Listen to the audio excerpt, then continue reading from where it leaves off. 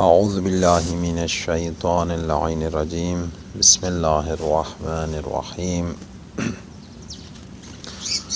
الحمد للہ رب العالمین والصلاة والسلام علی اشرف الانبیاء والمرسلین ثم الصلاة والسلام علی اہل بیتہ الطیبین الطاہرین المعصومین اما بعد رب اشرح لی صدری ویسر لی امری واحلل عقدۃ من لسانی یفقہوا قولی۔ تفسیر قرآن کے سلسلے میں آج ہمارا دوسرا لیکچر ہے۔ آخری دو سورہ جو ہیں سورۃ الفلق اور سورۃ الناس، ان کو معوذتین کہتے ہیں۔ معوذتین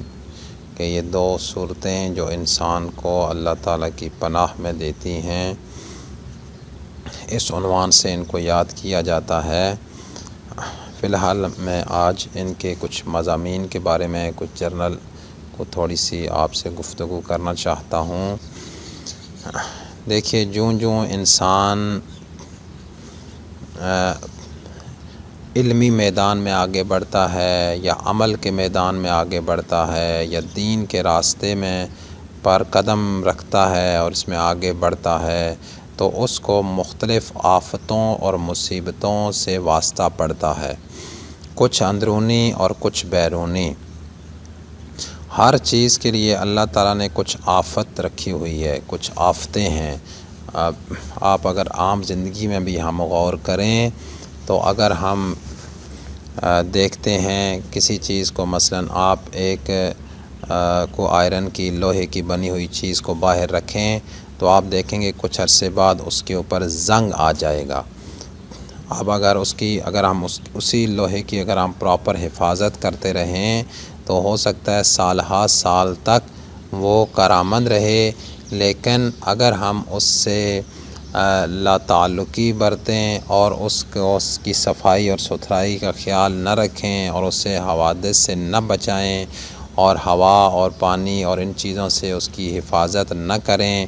اور اسی طرح اس کو باہر پھینک دیں، تو بالآخر نتیجہ یہ نکلتا ہے کہ وہ چیز ہمارے استعمال کے قابل نہیں رہتی اور وہ زنگ اس کو کھا جاتا ہے۔ اسی طرح ہر چیز کا حال ہے، جس کو بھی آپ غور و فکر کریں تو انسان کے لیے جو ایک مسئلہ ہے، جو پرابلم ہے، وہ ہے وساوس کا، وسوسوں کا۔ جب بھی کوئی انسان علم کے میدان میں آگے بڑھتا ہے اور دین کے راستے پہ قدم رکھتا ہے، عمل کرتا ہے، تو اب اس کے اندر جو مختلف اللہ تعالیٰ نے جو چیزیں رکھی ہیں جو اس کی بہتری کے لیے ہیں، لیکن اگر انہی کے ذریعے انسان کے اندر اگر ان کی حفاظت نہ کی جائے تو وہی چیزیں انسان کے لیے نقصان دہ ہوتی ہیں۔ تو یہ وساوس جو ہیں، یہ انسان کے اندر اگر ان کی پراپر طریقے سے اس کو انسان جو ہے نا اپنے آپ کو نہ سنوار سکے، اپنے آپ کو پراپرلی اپنی جو ڈیفیشنسیز ہیں، جو نقائص ہیں، ان نقائص کو اگر دور نہ کر سکے تو اس کے نتیجے میں اس کی فکر پر، اس کی روح پر وساوس جو ہیں وہ اس قدر زیادہ ہو جاتے ہیں کہ وہ انسان جو ہے وہ بعض دفعہ تو انتہائی پریشان ہو جاتا ہے کہ یہ کیا مصیبت پڑ گئی ہے میرے اوپر، اور وہ ایسے لگتا ہے جیسے دین سے خارج ہو گیا۔ اور حقیقت ہے یہ ایسے ہوتے ہیں، کیونکہ شیاطین دراصل میں اگر ہم غور کریں تو جب انسان جو ہے نا ہر چیز کا انسان کے اندر اوپر نہ اثر ہوتا ہے، یہ جو وساوس ہیں، جو وسوسے ہیں، یہ جو ہیں وہ شیاطین کی طرف سے ہیں۔ شیاطین جو ہیں وہ چاہتے ہیں کہ انسان کا ایمان لوٹ لیا جائے، اہل علم علماء کو اس راستے سے انحراف کر دیا جائے، کیونکہ اگر ایک عالم دین انہوں نے اس کی فکر کو خراب کرنے میں اگر شیاطین کامیاب ہو جائیں تو اس کا مطلب ہے انہوں نے پوری امت کو جو ہے، پورے عالم کو انہوں نے وہ گمراہ کر دیا ہے۔ جیسے حدیث میں ہے کہ جب ایک عالم دین گمراہ ہوتا ہے تو عالم گمراہ ہو جاتا ہے، یعنی دنیا پوری گمراہ ہو جاتی ہے، کیونکہ اس کی باتیں سننے والے بہت سارے ہیں اور بہت سارے فسادات کی یہ وجہ ہے۔ جو اتنے بھی ہم معاشرے میں یہ فسادات دیکھتے ہیں، ہم فرقہ واریت دیکھتے ہیں، فرقوں کے اندر فرقے دیکھتے ہیں، شخصیت پرستی دیکھتے ہیں، جو اللہ کا دین کو برباد کر رہے ہیں، دین کے نام پر فساد فی سبیل اللہ، یعنی کہ فساد کرتے ہیں، اللہ کے راہ میں فساد کرتے ہیں، اور یہ فساد کر کے یہ سمجھتے ہیں کہ ہم دین کے خدمت گزار ہیں۔ نہ جانے کتنے آپ نے سنے ہوں گے قاتل ہیں جو بے گناہوں کو قتل کرتے ہیں، لیکن وہ سرعام کہتے ہیں کہ ہم نے یہ قتل کیا ہے اور ہم نے بالکل صحیح کیا ہے، ہم نے جہاد کیا ہے۔ اللہ کے راہ میں بے گناہوں کو قتل کر کے جہاد کا نام دیتے ہیں۔ بہرحال ہم ابھی اس طرف آتے ہیں کہ اگر انسان جو ہے نا اپنی یہ جو اس کے اندر جو کمیاں ہیں، جو نقائص ہیں، اگر ان کو فل نہیں کرے گا تو اس کے نتیجے میں یہ وسوسے مضبوط ہوتے جائیں گے، اور ان کا اگر وہ علاج نہیں کرے گا اور اس کی طرف متوجہ نہیں ہوگا تو آہستہ آہستہ یہ مضبوطی پکڑ لیتے ہیں۔ جس طرح اگر ہم دیکھیں نا، غور کریں، اب دانت ہیں مثلا ہمارے، ہم دانتوں کو صاف نہیں کرتے تو آپ دیکھتے ہیں کہ یہ دانتوں کے اوپر جو مختلف جو مواد وہ اس کے اوپر اکٹھا ہوتا رہتا ہے، تو یہ جم کر اس طرح جیسا پتھر بن جاتا ہے، لوہے کی طرح سخت ہو جاتا ہے، اور پھر اس کا اتارنا مشکل ہوتا ہے، یا وہ پراپر جو اس کا جو ٹریٹمنٹ ہے وہ کرائیں گے تو وہ اترے گا، ورنہ وہ برش سے اترنے والا نہیں ہے۔ تو اسی طریقے سے جب انسان کی روح کے اوپر جو ہے نا، اگر اس کی صفائی اور ستھرائی نہ کی جائے اور اس کی حفاظت نہ کی جائے تو انسان کے نظریات عجیب و غریب سے ہو جاتے ہیں، انسان کے عقیدے جو ہیں وہ علمی بنیادوں سے ہٹ جاتے ہیں، وہ علم اور عقل اور قرآن سے ہٹ کے کچھ اور اس کے عقیدے بننا شروع ہو جاتے ہیں، کچھ اور نظریات بننے شروع ہوتے ہیں، اور وہ ان نظریات کے اوپر بڑا پھر وہ محکم ہو جاتا ہے، مضبوط ہو جاتا ہے، اور اپنے تئیں سمجھتا ہے کہ میں تو جو بالکل جو ہے وہ صحیح چل رہا ہوں، اس لیے کہ وہی چیزیں اس کے اندر مضبوط ہو جاتی ہیں۔ اس لیے اس کے اوپر بہت غور و فکر اور بہت تدبر کرنے کی ضرورت ہے کہ انسان دیکھے کہ اس کے اندر کس قسم کے نظریات جو ہیں وہ پروان چڑھ رہے ہیں اور ان کا مقابلہ کیسے کرنا ہے۔ بعض لوگوں کو نا امید کرنا شروع کر دیتا ہے یہ شیطان، اور وہ نا امیدی کے نتیجے میں وہ اپنی سارا جو عمل ہے اس کو ضائع سمجھنا شروع کر دیتے ہیں، اور بعضوں کو ایسی امید دلاتا ہے کہ وہ واجبات جو ہیں وہی ترک کر دیتے ہیں۔ پتہ نہیں کتنے لوگ ایسے ہیں کہ جو نمازیں نہیں پڑھتے اور وہ خیال بھی یہ کرتے ہیں کہ ہم تم سے بہتر ہیں، بلکہ میں نے بعض دفعہ بعض لوگوں سے کہا تو انہوں نے کہا اب دیکھنا قیامت کے دن ہم بخشے جائیں گے، تو نہیں بخشا جائے گا۔ میں نے کہا میرا تو کوئی دعویٰ نہیں ہے بخشوانے کا، اپنے بخشش کا یا کسی کا، ہم تو بس ایک حکم ہے جو اللہ تعالیٰ کا جو آپ کو بتانا چاہتے ہیں۔ بہرحال میں یہ دیکھتا ہوں کہ بعض لوگوں کو اس طرح وہ امید میں دلا دیتا ہے کہ وہ کوئی واجبات بھی ادا نہیں کرتے، اور اس کے باوجود بھی وہ انہی خیالات کے اندر ہیں کہ جب قرآن کہتا ہے تلک امانیہم، یہ ان کے خواہشات ہیں، اور وہ لا یعلمون الکتاب الا امانیہ، کہ بعض لوگ قرآن کریم کو اپنی خواہشات سمجھتے ہیں۔ تو یہ جو وساوس ہیں ان کو مضبوط نہیں ہونے دینا، ورنہ وہ ہمارے نظریات بہت عجیب و غریب بنا دیں گے، اور انسان انہی غلط قسم کے نظریات اور توہمات کے اندر ہی زندگی گزارنا شروع کر دے گا، اور نتیجتاً یہ ہوگا کہ وہ انسان جو ہے وہ شیطان کے مکمل چنگل میں آ جائے گا۔ اب اصل مسئلہ یہ ہے کہ جب ہم کوئی بھی عمل انجام دیتے ہیں، اگر اچھا عمل انجام دیتے ہیں تو ہمارے اندر اچھی صفات پیدا ہوتی ہیں جو ملائکہ مقدسہ کے ذریعے ہیں، اور جب انسان کوئی گناہ کرتا ہے تو دراصل میں اپنی روح کے اوپر شیاطین کو آباد کرنا شروع کر دیتا ہے۔ اب شروع میں کیونکہ ہم بہت سارے زندگی غفلت میں گزارتے ہیں، جس کے نتیجے میں یہ ہوتا ہے کہ بہت سارے شیاطین ہمارے اوپر ہماری روح کی سرزمین پر آ کر قابض ہو جاتے ہیں۔ اب جب ہم نیکی کی طرف آتے ہیں، علم کی طرف آتے ہیں، اب ان شیاطین کے لیے موت ہے۔ جیسے ایک قبضہ گروپ ہے جس نے اس کی روح کے اوپر جو ہے نا قبضہ جمایا ہوا ہے، روح ایک بہت بڑی سلطنت ہے، اس کے اوپر وہ رہتے ہیں۔ اگر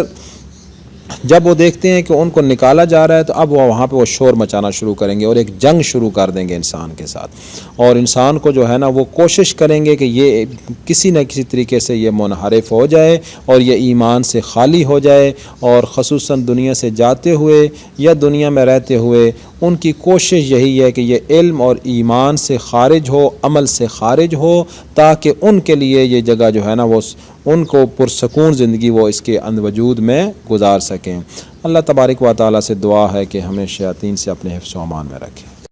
اعوذ باللہ من الشیطان اللعین الرجیم، بسم اللہ الرحمن الرحیم، الحمدللہ رب العالمین، والصلاة والسلام علی اشرف الانبیاء والمرسلین، ثم الصلاة والسلام علی اہل بیتہ الطیبین الطاہرین المعصومین۔ رب اشرح لی صدری ویسر لی امری واحلل عقدۃ من لسانی یفقہوا قولی۔ برادران و خواران عزیز، آج ہم کچھ احادیث کا ذکر کریں گے جو ان دو سورہ فلق اور سورہ ناس کی فضیلت میں آئی ہیں، اور اس کے بعد پھر ہم آنے والے لیکچرز میں انشاءاللہ تعالی ان کی جو تفسیر ہے آیت با آیت وہ بیان کریں گے۔ اس سورہ ناس اور سورہ فلق ان کی کیونکہ اکثر بہت ساری احادیث میں ان کی اکٹھی ہی فضیلت وارد ہوئی ہے، بہرحال کچھ الگ سے اور کچھ اس بارے میں آپ کی خدمت میں عرض کرتے ہیں۔ ایک حدیث میں ہے کہ پیغمبر اکرم صلی اللہ علیہ وآلہ وسلم سخت بیمار پڑ گئے تو اللہ تبارک و تعالیٰ کے دو عظیم فرشتے جبریل و میکائیل آپ صلی اللہ علیہ وآلہ وسلم کے پاس آئے۔ جبریل نے پیغمبر اکرم صلی اللہ علیہ وآلہ وسلم کے سر کی طرف بیٹھ کر اور میکائیل پاؤں کی طرف بیٹھ کر انہوں نے سورہ تلاوت کی۔ حضرت جبریل علیہ السلام نے سورہ فلق کی تلاوت کی اور پیغمبر اکرم صلی اللہ علیہ وآلہ وسلم کو اللہ کی پناہ میں دے دیا، اور میکائیل نے سورہ قل اعوذ برب الناس جو ہے یعنی سورہ ناس جو ہے یہ تلاوت کی۔ ایک اور حدیث میں آیا ہے، یہ جو حدیث ہے یہ تفسیر نور الثقلین میں ہے، دوسری حدیث ہے یہ بھی نور الثقلین اور مجموع البیان میں آئی ہے، اور میں ادھر تفسیر نمونہ سے یہ نقل کر رہا ہوں۔ امام محمد باقر علیہ السلام سے نقل ہوئی ہے، اور آپ نے فرمایا کہ جو شخص نماز وتر میں، نماز وتر یعنی جو نماز شب کے ساتھ 2 رکعت نماز شف اور 1 رکعت نماز وتر آخر میں جو پڑھی جاتی ہیں، فرمایا جو شخص نماز وتر میں معوذتین یعنی سورہ فلق اور سورہ ناس اور قل هو اللہ احد کی تلاوت کرے گا تو اس سے کہا جائے گا اے بندہ خدا، تجھے بشارت ہو کہ اللہ نے تیری نماز وتر کو قبول کر لیا ہے۔ اللہ اکبر، کہ اے بندہ خدا تجھے بشارت ہو کہ اللہ نے تیری نماز وتر کو قبول کر لیا ہے، یعنی اگر یہ سورہ پڑھی جائے تو اس سے نماز کی قبولیت ہے، یہ معصوم کا فرمان ہے۔ کچھ اور حدیث بھی آپ خدمت میں عرض کرتے ہیں۔ پیغمبر اکرم صلی اللہ علیہ وآلہ وسلم نے فرمایا، آپ سے منقول ہے کہ جو شخص سورہ فلق و سورہ ناس کی تلاوت کرے گا تو گویا اس نے ان تمام آسمانی کتابوں کو پڑھا ہے جو اللہ نے انبیاء پر نازل کی ہیں۔ یہ مجمع البیان میں آیا ہے، اور اسی طرح ایک اور بھی اسی مجمع البیان میں ایک اور حدیث بھی آئی ہے کہ آنظر صلی اللہ علیہ وسلم نے فرمایا کہ مجھ پر ایسی چند آیتیں نازل کی گئی ہیں کہ ان جیسی آیات کبھی نازل نہیں کی گئیں، یعنی المعوذتان، یعنی یہی جو المعوذتان یا معوذتین جو ہیں ان کے بارے میں آیا ہے۔ اب ہم کچھ تفسیر برہان سے اس سورہ کی فضائل اور اس کے خواص کے بارے میں جو کچھ ذکر کیا گیا اس کو عرض کرتے ہیں۔ ایک ہے کہ درد سے سکون کے لیے یہ سورہ کارآمد ہے۔ رسول اللہ صلی اللہ علیہ وآلہ وسلم فرماتے ہیں کہ من قرأ هذه السورہ علی علم الف لام اور میم یعنی درد سکنا باذن اللہ تعالی، کہ جو اس سورہ کی کسی درد وغیرہ پر تلاوت کرے گا تو اللہ اس کے حکم سے سکون پائے گا، یعنی اگر کسی درد والی جگہ پر اس کو تلاوت کیا جائے تو اللہ کے حکم سے سکون پائے گا۔ یہ جتنی چیزیں ہیں یہ انشاءاللہ بعد میں آپ کی خدمت میں عرض کروں گا کہ یہ کب اثر انداز ہوتی ہیں۔ یہ ہیں حقیقت ہیں کہ یہ ایسا ہے، لیکن اس کے لیے کچھ سمجھنا پڑتا ہے۔ میں پھر بعد میں انشاءاللہ عرض کروں گا۔ ابھی صرف میں کچھ اور روایات بھی اسی تفسیر برہان سے آپ کی خدمت میں عرض کروں۔ اسی تفسیر برہان میں ایک اور حدیث بھی پیغمبر اکرم صلی اللہ علیہ وآلہ وسلم سے ہے۔ فرماتے ہیں کہ وَمَنْ قَرَأَهَا عِنْدَ النَّوْمِ كَانَ فِي حِرْزِ اللَّهِ تعالی حتی یصبح، کہ جو شخص سوتے وقت اس کی تلاوت کرے گا تو وہ صبح تک حرز خدا یعنی اللہ کی امان میں ہوگا۔ یعنی رات کو سونے سے پہلے اگر سورۃ الناس کی تلاوت کی جائے، اور اس طرح سورہ فلق کے بارے میں بھی ہے، بہرحال سورہ ناس کی جو تلاوت کرے تو وہ صبح تک جو ہے اللہ تعالیٰ کے امان میں رہے گا۔ اور ایک اور حدیث بھی پیغمبر اکرم صلی اللہ علیہ وآلہ وسلم سے فرماتے ہیں کہ من قرأہا فی منزلہ کل لیلہ آمن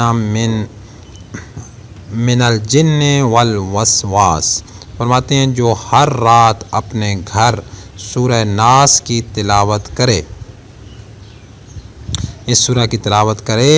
کرے وہ وسوسوں اور جنوں سے محفوظ رہے گا۔ اپنے گھر میں ہر روز ہر رات جو ہے وہ سورہ ناس کی تلاوت کرنا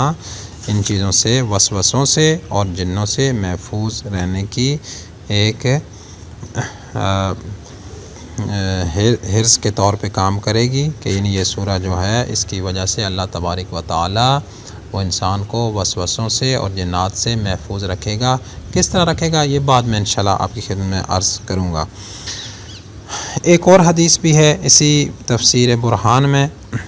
رسول اللہ صلی اللہ علیہ وآلہ وسلم فرماتے ہیں کہ وَمَنْ كَتَبَهَا وَعَلَقَهَا عَلَى الْأَطْفَالِ الصِّغَارِ، کہ جو شخص بھی اس سورہ کو لکھے اور چھوٹے بچوں کے گلے میں یا چھوٹے بچوں کو باندھے، حَفَظُوا مِنَ الْجَانِ بِإِذْنِ اللَّهِ تعالی، تو اللہ تبارک و تعالی اس کو جنات سے محفوظ رکھے گا، اس بچے کو محفوظ رکھے گا۔ تو لہذا یہ ایک بچوں کے لیے بھی حرص کا کام کرے گی اور ان کے لیے بھی حفاظت کا کام کرتی ہے۔ ایک اور حدیث بھی آپ صلی اللہ علیہ وآلہ وسلم سے ہی روایت کی گئی ہے۔ فرماتے ہیں ہِیَ عَوْضَةٌ مِّن كُلِّ أَلَمٍ وَوَجْعٍ وَآفَةٍ وَهِيَ شِفَاءٌ لِمَنْ قَرَأَهَا، یہ سورہ ہر علم، درد اور آفت سے پناہ ہے اور پڑھنے والے کے لیے باعث شفا ہے۔ تو یہ سورہ جو ہے وہ متعدد جو احادیث آپ کے خدمت میں عرض کی ہیں کہ انسان کو پناہ کے لیے جو اس کے مطالب کے ساتھ بالکل ہم آہنگ ہے، اور انشاءاللہ بعد میں بھی عرض ہوتا رہے گا کہ جتنے بھی خواص آئے ہیں سورہ کے یا مختلف صورتوں کے جو ثواب ذکر کیے گئے ہیں، یہ اس سورہ کے اندر ایسی باتیں موجود ہوتی ہیں کہ اگر ان کو سمجھا جائے اور ان پر عمل کیا جائے تو یہ چیزیں حاصل ہو جاتی ہیں۔ یعنی ان کے پیچھے ایک حکمت اور ایک فلسفہ جو ہے وہ موجود ہوتا ہے کہ جو بھی جس سورہ کے اوپر جو ثواب کے بارے میں بات آئی ہے وہ انشاءاللہ ساتھ ساتھ یہ چلتا رہے گا، تو اس کے اندر ایسے مطالب موجود ہوتے ہیں کہ جن کے ذریعے سے وہ ثواب اور وہ مقصد وہ حاصل کیا جا سکتا ہے۔ لیکن ہم چونکہ غور و فکر کم کرتے ہیں اور ثواب کی پوری امید رکھے ہوئے ہوتے ہیں، اور اچھی بات ہے کہ ثواب کی پوری امید رکھنی چاہیے، لیکن اس کا تقاضا بھی مکمل ہی ادا کرنا چاہیے۔ انشاءاللہ تعالی اللہ تبارک و تعالی سے دعا ہے کہ وہ اللہ تبارک و تعالی ہمیں قرآن مجید پڑھنے، سمجھنے اور اس پر عمل کرنے کی توفیق عنایت فرمائے۔ اور دوسری ایک بات یہ ہوتی ہے کہ جب کسی کے اوپر تلاوت کی جائے تو بہتر ہوتا ہے کہ آپ اس پہ پھونک نہ ماریں۔ ایک مسئلہ ہے، علامہ مجلسی علیہ الرحمہ نے کہا ہے کہ پھونک مارنا مکروہات میں سے ہے، لیکن مکروہ وہ چیز ہوتی ہے جس سے کراہت ہے، یعنی پسند نہیں کیا گیا۔ چونکہ وہ جو جادو وغیرہ ہوتا ہے وہ پھونکا جاتا ہے اس طرح گرہوں کے اوپر، تو اس لیے شاید منع کیا گیا ہو، لیکن بہرحال یہ بھی ایک مسئلہ تھا، میں نے کہا اس کو بھی عرض کر دوں کہ اکثر ہم پڑھتے ہیں تو پڑھ کے پھر پھونکے مارتے ہیں، تو کہا کہ پھونک نہ ماریں، ویسے پڑھنا جو ہے اس میں کوئی مسئلہ نہیں ہے۔ اعوذ باللہ من الشیطان اللعین الرجیم، بسم اللہ الرحمن الرحیم، الحمد للہ رب العالمین والصلاة والسلام علی اشرف الانبیاء والمرسلین ثم الصلاة والسلام علی اہل بیتہ الطیبین الطاہرین المعصومین، رب اشرح لی صدری ویسر لی امری واحلل عقدۃ من لسانی یفقہوا قولی۔ برادران و خاران عزیز، آج ہم سورۃ الناس کی جو مختصر تفسیر اور کچھ وضاحت ہے، جو کچھ علماء سے کسب کیا اور مفسرین اسلام سے جو استفادہ کیا، اس میں سے کچھ نکات آپ کی خدمت میں عرض کیے جا رہے ہیں۔ اس کی پہلی آیت ہے کہ بسم اللہ الرحمن الرحیم، قل اعوذ برب الناس، قل کہہ دیجئے، اعوذ میں پناہ مانگتا ہوں، کس کی؟ اعوذ برب الناس، کہ میں لوگوں کے رب کی پناہ مانگتا ہوں۔ سب سے پہلا نقطہ جو اس میں ہے وہ یہ ہے کہ قل جو ہے یہ خطاب ہے پیغمبر اکرم صلی اللہ علیہ وآلہ وسلم سے کہ اے میرے حبیب، آپ کو اس لیے مبعوث کیا گیا ہے کہ آپ لوگوں کو علم عطا کریں، لوگوں کو حقائق سے آگاہی عطا کریں، لوگوں کو اس کائنات کے اندر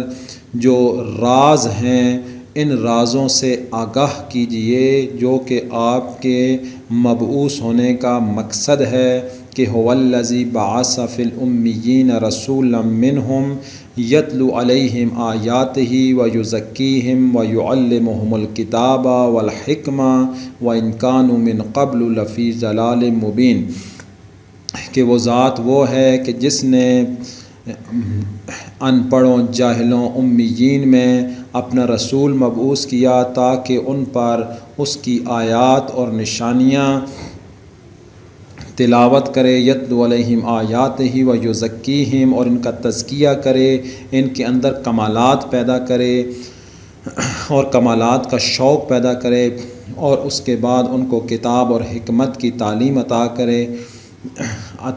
اور اگر یہ چیز نہ، اس سے پہلے کہ وہ یہ چیزیں حاصل کریں، یعنی جب تک وہ یہ چیزیں حاصل نہ کریں گے وہ ضلال مبین اور کھلی گمراہی میں رہیں گے، یعنی راستہ نظر نہ آئے گا۔ گمراہ یعنی راہ گم کیے ہوئے چل رہے ہوتے ہیں، وہ لوگ جو منزلوں کو نہیں جانتے وہ بھی چل رہے ہوتے ہیں لیکن ان کو راستہ پتہ نہیں ہوتا، جن کو دیوانے ہم کہتے ہیں، جن کا دماغی توازن خراب ہو جاتا ہے، وہ بھی آپ دیکھیں گے کہ زیادہ چلتے ہیں، شاید ہم کم چلتے ہوں، وہ زیادہ چلتے ہیں، لیکن چونکہ راہ کو گم کیے ہوتے ہیں لہٰذا منزل کو نہیں پا سکتے۔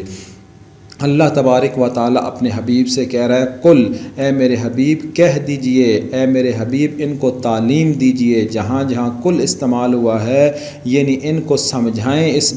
اس بات کا مطلب ان کو سمجھائیں اور ان کو تعلیم دیں، کیونکہ علم جب تک نہیں آئے گا، علم جو ہے وہ کیا چیز ہے؟ علم ہے انسان اور حقائق، انسان کے لیے حقائق کو واضح کرنے والی چیز۔ انسان اس سے پہلے جہالت میں ہوتا ہے، جہالت ایک پردہ ہے جو انسان کے اور حقائق کے درمیان حائل ہوتا ہے، اس پردے کو ہٹانے کی ضرورت ہے۔ جب تک یہ پردہ ہٹتا نہیں ہے انسان اسی جو مثلا یہ سامنے اگر ایک دیوار ہے، اس دیوار کے پیچھے میں نہیں دیکھ سکتا، کیونکہ یہ دیوار رکاوٹ ہے، اگر یہ دیوار ہٹا دی جائے تو انسان اس کے جو پیچھے جو چیز ہے اس کو دیکھ سکتا ہے۔ اسی طریقے سے انسان کے جو فکر ہے، انسان کی روح جو ہے، جو انسان کے یقین ہے، اس کے اور حقائق کے درمیان جو ہیں وہ جہالت کے پردے اور دیواریں جو ہیں نا وہ قائم ہے کہ وَجَعَلْنَا مِن بَيْنِ أَيْدِيهِمْ صَدًّا وَمِن خَلْفِهِمْ صَدًّا فَغْشَيْنَاهُمْ فَهُمْ لَا يُبْصِرُونَ کہ ان کے آگے بھی دیواریں قرار دے دی گئی ہیں جہالت کی وجہ سے، ان کی ہٹ درمی کی وجہ سے، ان کے لا علمی کی وجہ سے، اور ان کے پیچھے بھی دیواریں ہیں، یہ دیکھ نہیں سکتے۔ اس سے مراد کیا ہے؟ یعنی انسان کے اوپر جہالت کے پردے ہیں، انسان حقائق سے غافل ہے، یا وہ اس کو بتایا نہیں گیا، اور یا پھر اس کو بتایا گیا لیکن اس نے جو ہے اس کو پرواہ نہیں کی، اور پھر کل وہ افسوس کرے گا کہ لو کننا نسمع او نعقل ما کننا فی اصحاب السعیر، کہ اے کاش کہ میں سن لیتا، اور لو کننا نسمع و نعقل، اور عقل سے کام لیتا اور اس پہ میں تدبر کرتا تو آج میں جہنمیوں میں سے نہ ہوتا۔ یعنی دو وجہ ہو سکتی ہیں، یا انسان تک وہ پیغام پہنچا نہیں ہے، اور یا پہنچا ہے اور اس نے اس کی پرواہ نہیں کی، یعنی اس کی زندگی میں کی پرائرٹیز میں یہ بات نہیں تھی۔ پہنچا ہے جیسے وہ کہیں گے وہ فرشتے ملائکہ اس سے، جب وہ فوج در فوج لوگ جو ہیں، جب فوج در فوج گروہ در گروہ لوگ جب جہنم میں پھینکے جا رہے ہوں گے، تو اس وقت وہ ملائکہ ان سے کہیں گے کہ کیا تمہارے پاس الم یاتکم نذیر، کیا تمہارے پاس کوئی ڈرانے والا نہیں آیا تھا، کوئی ان دور کے خطرات سے آگاہ کرنے والا؟ نذیر جو دور کے خطرات سے آپ کو آگاہ کرتا ہے، وہ اس کو نذیر کہتے ہیں، اور رسول اللہ کو بشیر و نذیر بنا کے بھیجا گیا۔ تو اس وقت وہ کہیں گے ہاں بھیجا گیا تھا، وہ یہی کہیں قالو بلا قد جاءنا، یقیناً آئے تھے ہمارے پاس، لیکن ہم نے کہا کہ نہیں، اللہ نے کوئی چیز نازل نہیں کی ہے۔ لہٰذا یا تو اس تک حقیقت پہنچی نہیں ہے، یا حقیقت پہنچی ہے لیکن اس کی زندگی کی پرائرٹیز اور ہیں۔ اسی کو جہالت کہتے ہیں، کہ انسان جس طرح سورج اور انسان کے درمیان بادل آ جاتے ہیں تو وہ بادل اس سورج کو چھپا دیتے ہیں، اسی طرح جب انسان کے اوپر جب خواہشات کے بادل آ جاتے ہیں، نفسانی خواہشات کے بادل چھا جاتے ہیں، اور دنیا کے جو مختلف چکر ہیں یہ اس کو اپنے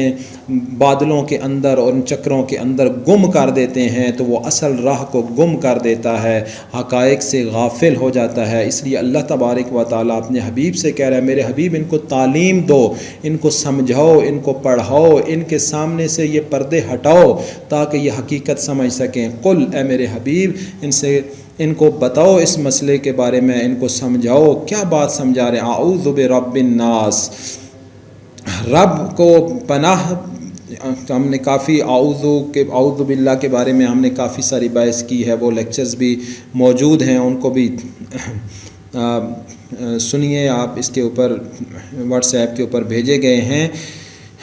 رب کو بھی سمجھنے کے پہلے رب کا سمجھنا ضروری ہے۔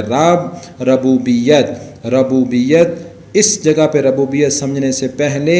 الحمدللہ رب العالمین کے میں جو رب کا استعمال ہوا ہے اس کے اوپر انسان کو تفکر کرنے کی ضرورت ہے۔ رسمن ہم چیزیں نہ پڑھیں، ہم رسمن چیزیں پڑھ دیتے ہیں، رسمن نمازیں پڑھ دیتے ہیں، رسمن سورے پڑھ دیتے ہیں، رسمن آیات پڑھ دیتے، تدبر نہیں کرتے۔ حالانکہ قرآن میں جو حکم دیا گیا ہے کہ افلا یتدبرون القرآن، تدبر کرو، غور و فکر کرو،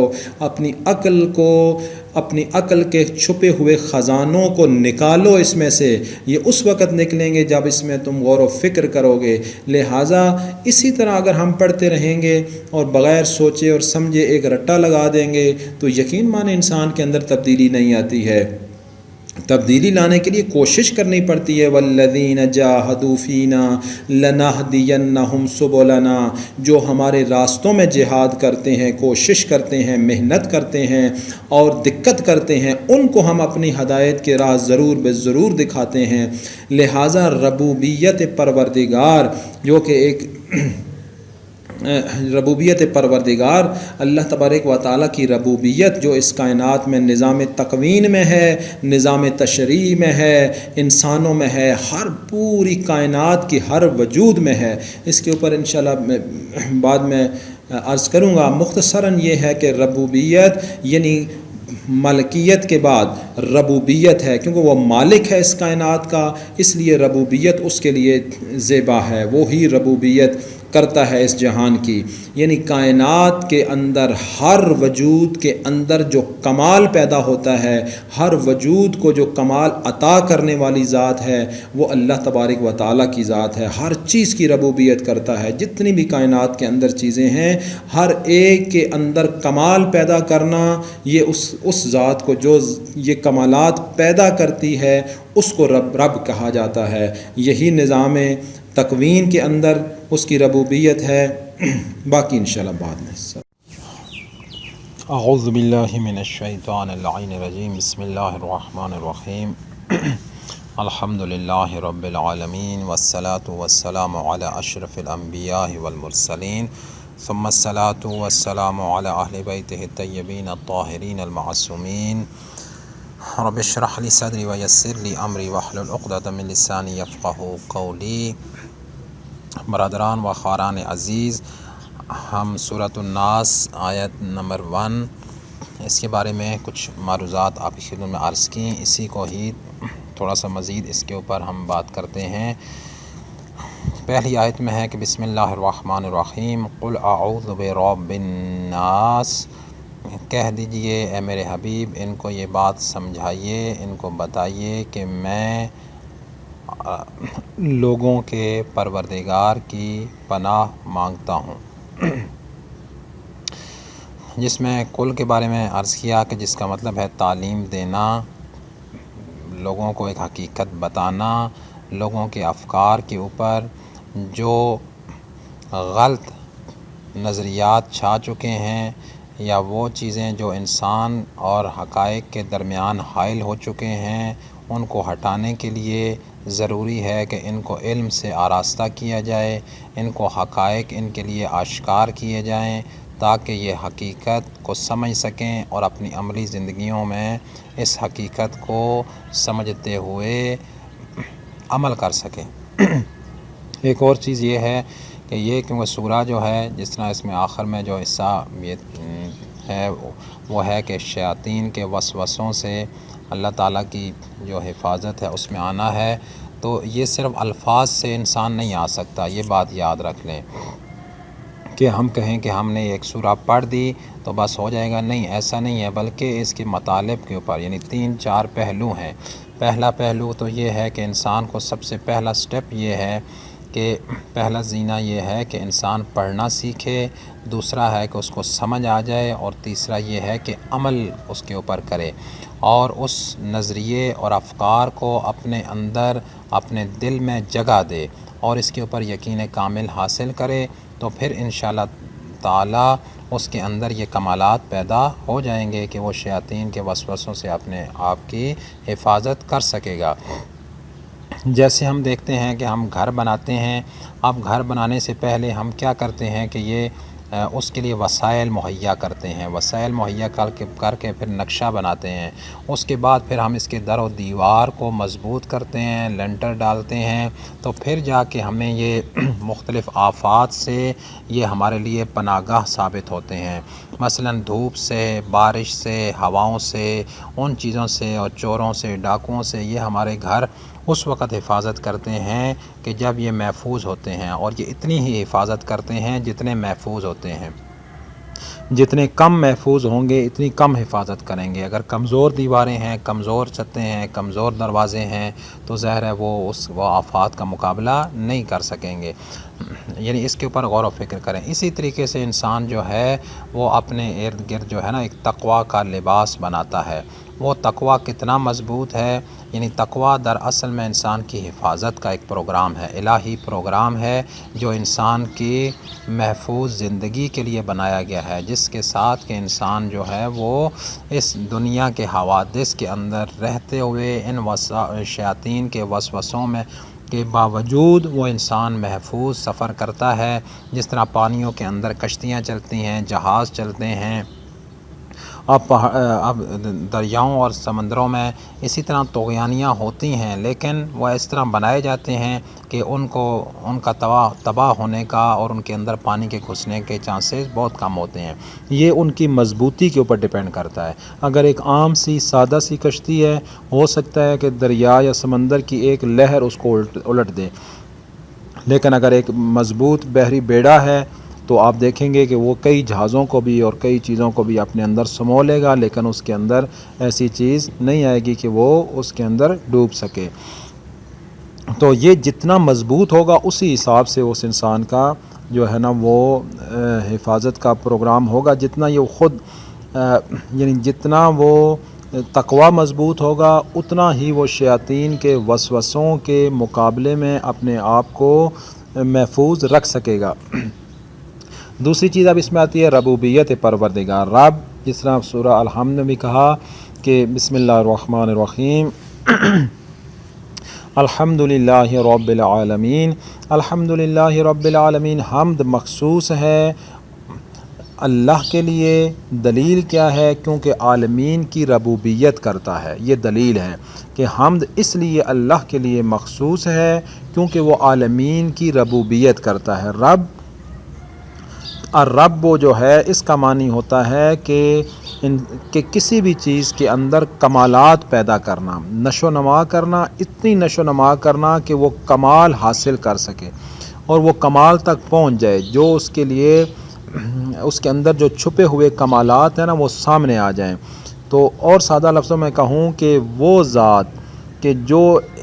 تمام کائنات کے اندر جتنی بھی مخلوقات ہیں ان کے اندر سے نقائص کو ختم کرتی ہے، ان کے اندر جو ڈیفیشنسیز ہیں ان کو ریموو کرتی ہے اور ان کے اندر کمالات کو پروان چڑھاتی ہے، اور اتنا کہ جتنا وہ ممکن ہے اس وجود کے لیے، اس وجود کے لیے جتنا کمال ممکن ہے، جتنی بلندی ممکن ہے وہ اس کو عطا کرتی۔ جو ذات یہ عطا کرتی ہے اس کو کہتے ہیں وہ رب ہے۔ اب عالمین کے اندر ربوبیت یعنی ہر چیز میں، کائنات میں جتنی بھی چیزیں ہیں ان کے اندر جو حسن ہے، جو زیبائی ہے، جو خوبصورتی ہے، جو کمال ہے، جتنے بھی کمالات ہیں یہ چونکہ اللہ تبارک و تعالی نے ان کو عطا کیے ہوئے ہیں، اس نے ان کے اندر یہ کمالات پروان چڑھائے ہیں اور نقائص کو دور کیا ہے۔ جب عالمین کی ربوبیت اس کے ساتھ مخصوص ہے تو پھر حمد کسی اور کی ممکن نہیں ہے، اس لیے کہا الحمد للہ رب العالمین کہ حمد مخصوص ہے اللہ کے لیے کہ جو عالمین کی ربوبیت کرتا ہے۔ عالمین میں ہر چیز موجود ہے۔ میں ایک بطور مثال آپ کو ایک چھوٹی سی ایگزامپل دوں کہ اب دیکھیے اللہ تبارک و تعالیٰ کس طرح ربوبیت کرتا ہے۔ ایک بالکل ایک معمولی سے دانے کی مثال ہم لیتے ہیں۔ اب دیکھیے یہ دانہ ہے نا، اس دانے کے اندر جو کمال موجود ہے، اس کے وجود کے اندر ایک کمال موجود ہے، پہلے اس کمال کو پیدا کرنا، کیونکہ ہر دانہ نہیں اگتا، لیکن دانہ جب اس کے اندر ایک اور اللہ تبارک و تعالیٰ نے ایک کمال حاصل کرنے کی صلاحیت اس دانے میں رکھی ہوئی ہے۔ اب اس دانے کو آپ زمین میں بوتے ہیں، اب زمین میں کون بوتا ہے؟ انسان بوتا ہے، انسان اس کو زمین کے اندر جو ہے نا وہ ڈالتا ہے۔ تو جب یہ زمین کے اندر اس کو ڈالتا ہے، اب پہلے انسان کو شعور اللہ تعالیٰ نے دیا، یہ دیکھیں انسان کی ربوبیت اپنی جگہ پر ہے۔ جب اس کو زمین میں دیا، زمین کی ربوبیت کہ زمین کے اندر وہ صلاحیت کہ جس کے ساتھ کہ وہ اس دانے کو اپنے اندر سمو سکے اور اس کی حفاظت کرے اور اس کے اندر جو اس کو ضروریات ہیں اس کو عطا کرے، یہ زمین کی ربوبیت ہے۔ یعنی زمین کے اندر یہ خواص پیدا کیا اس نے اسی وقت، اور اس کے بعد پھر وہ جب دانہ جو ہے وہ باہر نکلتا ہے، اور ان دا مین وائل آپ دیکھیں اس کو پانی کی ضرورت ہے، پانی کی ربوبیت الگ ہے۔ مثلاً کیا ہے پانی کو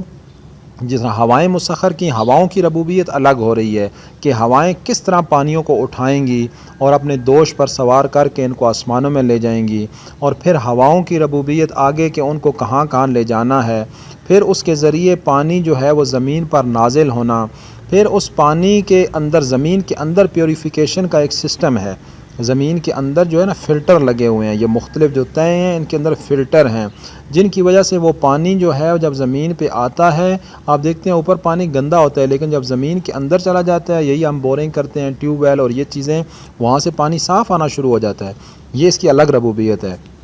بہرحال یہ بھی ایک الگ مسئلہ ہے۔ اسی طرح جب اس کے بعد وہ دانہ جب باہر نکلتا ہے تو اب جو شعاع ہے، جو سورج کی شعائیں ہیں، اس کے اندر بھی بہت ساری مضر چیزیں ہیں، ان کی ربوبیت الگ ہے کہ وہ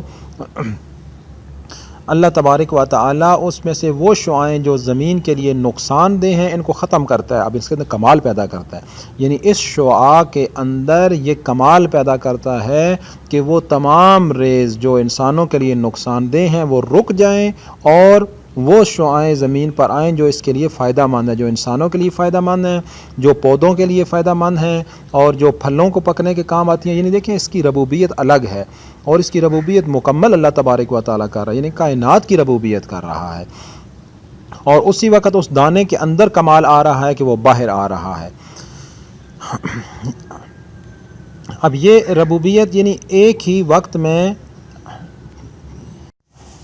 بسم اللہ الرحمن الرحیم، اور ہماری گفتگو یہاں تک پہنچ چکی ہے کہ جو اللہ تبارک و تعالیٰ کائنات میں ہر چیز کی ربوبیت جو ہے وہ کر رہا ہے۔ جب وہ دانہ جو ہے جب زمین سے نکلتا ہے اس وقت اس کو ہوا کی ضرورت ہے، اس کو پانی کی ضرورت ہے، اس کو روشنی کی ضرورت ہے۔ اب یہ دیکھیں ہر چیز سے اس کی جو ہے نا اللہ تبارک و تعالیٰ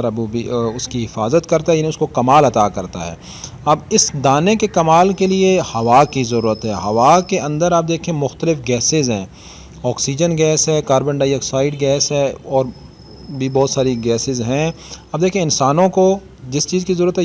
یہ ہوا کی الگ ربوبیت ہے کہ انسان کے کمال کے لیے کون سی چیز کتنے مقدار میں ضرورت ہے، اور ان پودوں کے کمال کے لیے کون سی چیز کتنے مقدار میں ضرورت ہے، یعنی کتنی کاربن ڈائی آکسائڈ اس کو چاہیے، اور انسان کاربن ڈائی آکسائڈ خارج کرے گا اس کو ملے گی۔ اب یہ ایک ایک چیز کے اندر کمال آ رہا ہے، پرورش ہو رہی ہے، اور اسی وقت جو شعائیں ہیں یہ ان کی ربوبیت الگ ہے کہ وہ ریز کہ جو انسانوں کے لیے نقصان دہ ہیں وہ یہاں پر نہ پہنچ پائیں، یہ کہ اگر وہ ساری پہنچ پائیں تو یہ اس وقت انسان کے لیے نہ جانے کتنے خطرات سامنے آ جائیں۔ اسی طرح یہ جو ہواؤں کا جو ایک اور نظام ہے کہ جو باہر سے جتنی چیزیں آتی ہیں وہ مثلا یہ شہابیہ جو ہیں وہ زمین کے اندر جب گھسنا چاہتے ہیں تو یہ جل جاتے ہیں۔ یہ الگ ایک زمین کی ربوبیت الگ ہے کہ اس کو محفوظ کس طرح رکھنا ہے، اس کی الگ ربوبیت ہے۔ ہواؤں کی ربوبیت الگ ہے، اسی وقت جو ہے نا یہ جو روشنی ہے اس کی ربوبیت الگ ہو رہی ہے، اور زمین کے اندر اس کی جڑیں جو ہیں انہوں نے آگے کس کس راستے میں جانا ہے، کس طرح جانا ہے، اور ان کو کتنی کتنی چیزیں ضرورت ہیں، ان کی ربوبیت الگ ہو رہی ہے۔ تو اس طرح اب اس دانے کو کمال مل رہا ہے۔ جب وہی دانہ جو ہے نا جب بڑا ہو جاتا ہے تو پھر اس کے اندر اور دانے پیدا ہوتے ہیں۔ اب اس کے لیے یعنی آپ دیکھیں خاص موسم ہوگا، وہ دھوپ کی اندر سختی آئے گی اور وہ اس کو فصل جو ہے نا وہ پکنا شروع ہوگی۔ اب یہ اس کے بظاہر نظر آ رہا ہے کہ اس کو جلایا جا رہا ہے، لیکن اصل میں اس کے اندر کمال پیدا کیا جا رہا ہے، اس کا مزید کمال، اس کے اندر ایسی چیزیں، ایسی غذائیت جس سے کہ انسانوں کو فائدہ ہو، ٹھیک، جس سے کہ مخلوق خدا کے دوسرے جو انسان جو کہ اس کائنات کا گل سرسبد ہے، جو مرکزی نقطہ ہے اس کائنات کا، یعنی خلق کرنے کا، انسان زمین پر اپنا خلیفہ جو اللہ تبارک و تعالیٰ نے خلق کیا، جس کے لیے کہ یہ پورے جہان کا نظام جو ہے وہ قائم کیا گیا، اس کے اندر اس کو جن کمال حاصل کرنے کے لیے جن چیزوں کی ضرورت ہے وہ اس کے دانے کے اندر جو ہیں وہ پیدا ہونا شروع ہو جاتی ہیں، اور اس کے ذریعے سے انسان کے اندر توانائی آتی ہے۔ اب دیکھیں انسان جب وہ کسان جو ہے اس کو کاٹتا ہے، اب یہ کاٹنے کی دیکھیں اب کوئی جانور آپ کو نظر آتا ہے کہ جو اس طرح کا یہ کام کر رہے ہوں؟ نہیں نظر آتا۔ انسان کو اللہ تعالیٰ نے یہ فضیلت دی ہے، انسان کو یہ شرف عطا کیا ہے۔ اس کا مطلب یہ ہوا کہ یہ اللہ تبارک و تعالیٰ کا عطا کردہ ہے، ورنہ جو جانور ہم انسانوں کے محتاج ہیں کھانے پینے کے، وہ بھی اسی طرح فصلیں کاشت کر لیتے ہیں، لیکن کوئی آپ کو نظر نہیں آئے گا، یہ انسان ہے۔ پھر اس انسان کو اللہ تعالیٰ نے شعور دیا کہ وہ اس کو کیسے آٹے میں تبدیل کرے، پھر اسی طرح اور شعور دیا کہ اس آٹے کو گوندے کیسے، پھر اس کو شعور دیا کہ اس کو جو ہے نا وہ پکائے کیسے، پھر اسی وقت آگ کی ربوبیت ساتھ الگ کی کہ وہ آگ کس قسم کی ہو کہ جس کے ذریعے سے یہ جو ہے نا روٹی پک جائے۔ پھر جب ہم کھانا شروع کرتے ہیں تو آپ یہ اور بھی درمیان بے تحاشا چیزیں ہیں، لیکن میں چھوڑ رہا ہوں اس کو کیونکہ اتنا وقت نہیں ہے، صرف ایک چیز کی تھوڑی ایکسپلین میں کرنا چاہ رہا تھا۔ پھر جب اسی نوالے کو ہم منہ میں ڈالتے ہیں تو آپ کبھی غور کریں، ایک تو اپنے ہاتھوں پہ غور کریں کہ یہ ہاتھ دیکھیں، باقی بھی مخلوقات ہیں ادھر، ان پہ بھی غور کریں، اور انسان بھی دیکھے کس طریقے سے انسان اس کو منہ میں ڈالتا ہے۔ جب منہ میں ڈالتا ہے تو آپ دیکھیں منہ کے اندر جو ہے اللہ تبارک و تعالیٰ نے ایسا سسٹم رکھا ہوا ہے کہ جو ہی کھانا آپ کے منہ میں آتا ہے تو منہ کے اندر جو مختلف قسم کی جو یہ نروز چھوٹی چھوٹی لگی ہوئی ہیں، وینز ہیں چھوٹی چھوٹی جو زبان کے نیچے، یہاں سے نا پانی آنا شروع ہو جاتا ہے۔ یہ اب الگ ایک ربوبیت ہے۔ اگر یہ پانی منہ میں نہ آئے، یہ کھانا جو ہے یہ منہ میں خشک ہو بالکل، تو آپ دیکھیں گے یہ آپ چبا نہیں سکیں گے، اس کو کھا نہیں سکیں گے۔ ان کی ربوبیت الگ ہے۔ سامنے کے دانت اور طرح کے ہیں، پیچھے کے دانت اور طرح کے ہیں۔ یہ ان کی خاص، اگر یہ الٹا کر دیا جائے، یعنی یہ جو سامنے کے پتلے دانت ہیں ان کو پیچھے کر دیا جائے اور موٹے دانتوں کو سامنے کر دیا جائے، آپ دیکھیں گے کہ کھانا ممکن نہیں ہوگا، بہت مشکل ہوگی، بہت زیادہ زور لگانا پڑے گا۔ لیکن جو اللہ تعالیٰ نے یہ نظام بنایا ہے، یعنی ان کی دانتوں کی ربوبیت اسی وقت الگ ہے، زبان کی ربوبیت اسی وقت الگ ہے۔ اور اسی طرح جو ہمارے جو گردن کے جو حلقے ہیں، جو یہاں پہ جب ہم کسی غذا کو چبا لیتے ہیں اور وہ یہ خاص حد تک جب وہ چبائی جاتی ہے تو اس کو جو ہمارے گلے کے ساتھ لگے ہوئے اندر کی جانب ہیں وہ ان کو دباتے ہیں اور نیچے اس کو خوراک کی نالی میں پھینکتے ہیں۔ جب یہ خوراک کی نالی میں جاتے ہیں، اب وہاں پہ ہمیں تو نہیں پتہ کیا ہو رہا ہے، لیکن اس کی ربوبیت کا ایک الگ نظام ہے۔ آپ دیکھیں گے کہ اس کے اندر پھر وہاں پہ معدہ جو ہے، انسان کا سٹومک جو ہے، یہ راؤنڈ اباؤٹ 30 منٹس تک کوئی کام نہیں کرتا، صرف وہ تمام چیزیں اکٹھی کرتا ہے جو اس غذا کو جو چبا کے ہم نے پیٹ میں ڈالی ہے، اس سٹومک میں جو چیزیں موجود ہیں، اس کو کیسے میں اس کو ہضم کیسے کروں، اب اس کے لیے یہ سارا کام کرتا ہے۔ یہ ہمیں تو نہیں پتہ یہ کیا ہو رہا ہے، یہ اللہ تبارک و تعالیٰ اس کی ربوبیت الگ کر رہا ہے۔ اور اسی وقت وہ ساری چیزیں جب اکٹھی کر لیتا ہے، پھر اس کو اس طریقے سے ایک گرائنڈنگ کرتا ہے، اور گرائنڈنگ بھی اس شعور کے ساتھ کرتا ہے کہ اس میں سے جتنی چیزیں انسان کے لیے کہ کمال کے لیے ضروری ہیں وہ اس کے خون میں شامل ہوتی ہیں، اور جو اس کی دیکھیں ربوبیت، رب کیا ہے، کمال پیدا کرتا ہے، کمال عطا کرتا ہے اور نقائص دور کرتا ہے۔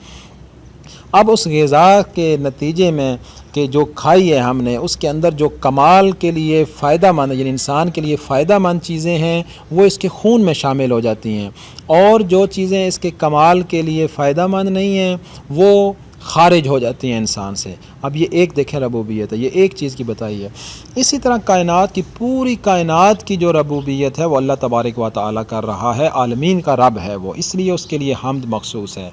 اب یہاں پہ ہے رب الناس، یعنی انسان، کیونکہ اب انسان نے اپنی حفاظت کا پروگرام بنانا ہے، یعنی انسان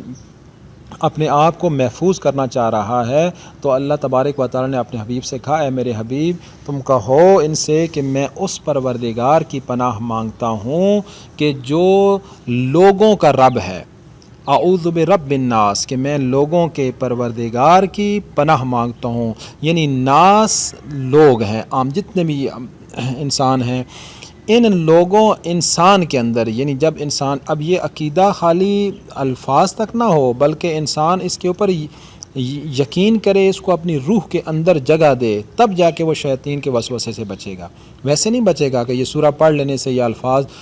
یاد کر لینے سے، اس طرح نہیں بچتے انسان، یعنی اس انسان کا وجود اب کچھ اور بن گیا ہے، اب اس کی روح جو ہے نا وہ کچھ اور سوچتی ہے۔ یعنی اس انسان کے اندر جتنے کمالات ہیں، جتنی بھی بلندیاں ہیں، وہ اس رب نے عطا کی ہوئی ہیں۔ یعنی انسان یہ دیکھے کہ اے پروردگار میں تیری پناہ مانگتا ہوں، کیونکہ تو نے میرے اندر تمام کمالات پیدا کیے ہیں، میرے اندر تمام نقائص کو تو دور کر سکتا ہے، اور تو رب ہے لوگوں کا، اور میں تیری پناہ میں آتا ہوں، اس لیے میرے اندر تو کمال پیدا فرما اور میرے اندر سے نقائص کو دور فرما۔ جب یہ میں نظریہ رکھوں گا اور اس کے بعد میں ہر اپنے اندر پیدا ہونے والے کمال کو من جانب اللہ سمجھوں گا کہ میرے اندر ہر کمال جو ہے وہ اس کا عطا کردہ ہے، اور جتنے بھی نقائص ہیں وہ جو دور ہو رہے ہیں یہ اس کی وجہ سے دور ہو رہے ہیں۔ جب یہ چیز میری روح کے اندر سرایت کر جائے گی تو شیاطین کے وسوسے چونکہ نقص ہیں، اور میرا عقیدہ اور نظریہ اور میرا یقین اس بات پر ہے کہ میرے اندر جو کمالات ہیں، جو ذات پیدا کرتی ہے اور جو نقائص کو دور کرتی ہے وہ میرا رب ہے، تو اس انسان کے اندر سے یہ جو شیاطین کے وسوسوں کا جو نقص ہے وہ نکل جائے گا، وہ ختم ہو جائے گا، کیونکہ وسوسے جو ہے نا یہ ایمان کو پیدا نہیں ہونے دیتے، یقین کو پیدا نہیں ہونے دیتے۔ جب انسان اس چیز پر کائنات میں غور و فکر کر کے اور پھر انسان کے اپنے وجود کے بارے میں غور و فکر کر کے جب یہ نظریہ اپنا لے گا تو انشاءاللہ تعالی وہ انسان جو ہے وہ شیاطین کے وسوسے سے مکمل محفوظ ہو جائے گا۔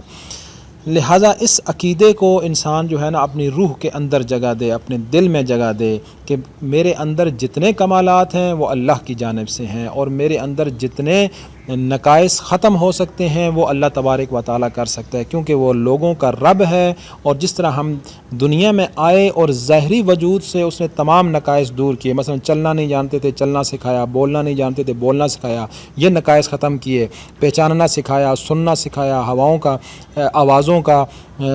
آوازوں کے درمیان جو اختلاف تھا اس کو پہچاننا سکھایا۔ جب یہ سارے نقائص دور کر کے کمال عطا کر دیا تو روحانی کمال بھی وہ اسی طرح اللہ تبارک و تعالیٰ عطا فرمایا۔ اعوذ باللہ من الشیطان اللعین الرجیم، بسم اللہ الرحمن الرحیم، الحمدللہ رب العالمین، والصلاة والسلام علی اشرف الانبیاء والمرسلین، ثم الصلاة والسلام علی اہل بیتہ الطیبین الطاہرین المعصومین، اما بعد، رب اشرح لی صدری ویسر لی امری واحلل عقدۃ من لسانی یفقہوا قولی۔ برادران و خاران عزیز، آپ کی خدمت میں سورۃ الناس کے بارے میں کچھ نکات عرض کیے گئے۔ سب سے پہلی آیت میں ہم نے پڑھا کہ بسم اللہ الرحمن الرحیم، قل اعوذ برب الناس، کہ میرے حبیب ان کو بتائیے، ان کو پڑھائیے، ان کو سمجھائیے کہ مجھے بھی یہی حکم ہے کہ میں لوگوں کے پروردگار کی پناہ میں آتا ہوں، وہ پروردگار کہ جو لوگوں کے اندر، ہر انسان کے اندر اور بلکہ پوری کائنات کے اندر جو کمال پیدا کرتا ہے، جس سے جو خود منبع کمال ہے اور کمالات پیدا کرتا ہے اور کمالات کو انسانی وجود کے اندر پروان چڑھاتا ہے، اور یہ کمالات انسان کے اندر آنا ضروری ہیں کیونکہ جب تک یہ کمالات حاصل نہیں کرے گا یہ اللہ تبارک و تعالیٰ کی رحمت کو قبول کرنے کے قابل نہیں ہوگا۔ اسی لیے اس انسان کو یہاں پر بھیجا گیا ہے کہ یہ کمالات حاصل کرے۔ اگر یہ کمال حاصل کیے بغیر آ گیا اور اپنی ذات کو بھول گیا تو اس صورت میں اس کو دائمی خسارہ ہوگا۔ لقد كنت فی غفلۃ من ھذا، اگر تو اس سے غافل رہا تو آج پھر جب تیری نگاہ کھلے گی اور تیری نگاہ تیز ہو جائے گی تو پھر تیرے ہاتھ کوئی چیز آنے والی نہیں ہے۔ لہٰذا ان کمالات کو اس نے پیدا کرنا ہے، غفلت نہیں کرنی۔ وَلَا تَكُونُوا كَالَّذِينَ نَسُوا اللَّهَ فَأَنسَاهُمْ أَنفُسَهُمْ، کہ ایسا بننا نہیں ہے، ایسا بن کے نہیں آنا کہ جو اللہ تبارک و تعالیٰ کو بھول گئے، یعنی منبع کمال کو بھول گئے، اور جو منبع کمال کو بھول گئے ہیں وہ اپنی ذات کو ہی بھول گئے ہیں، یعنی سارا ظلم انہوں نے اپنے ساتھ کیا ہے، کسی اور کے ساتھ نہیں کیا، اپنے ساتھ بہت بڑا ظلم کیا ہے کہ اپنی ذات سے غافل ہو گئے ہیں اس کے نتیجے میں۔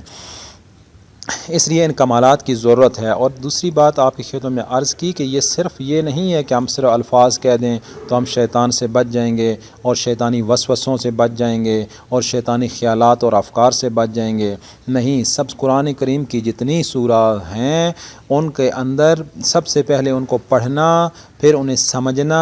اور پھر اس پر عمل کرنا، اس کے جتنے خواص بھی بیان کیے جاتے ہیں وہ تب سامنے آتے ہیں، وہ تب ان کا انسان کے اوپر اثر ہوتا ہے، وہ ثواب تب جنریٹ ہوتا ہے جس وقت ہم ان مطالب میں خوب دقت کریں گے، خوب غور و فکر کریں گے اور وہاں سے وہ نتائج اخذ کر لیں گے۔ افلا یتدبرون القرآن ام علی قلوب اقفالها، تدبر کریں گے، یعنی تدبر کا کیا مطلب، یعنی نتیجے پر غور کرنا،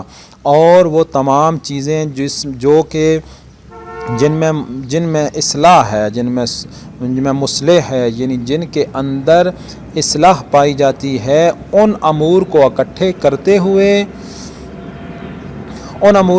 کرتے ہوئے انسان نتیجے پہ غور کرتے ہوئے عمل کرے، غور و فکر کرے، اس کو کہتے ہیں تدبر فی القرآن،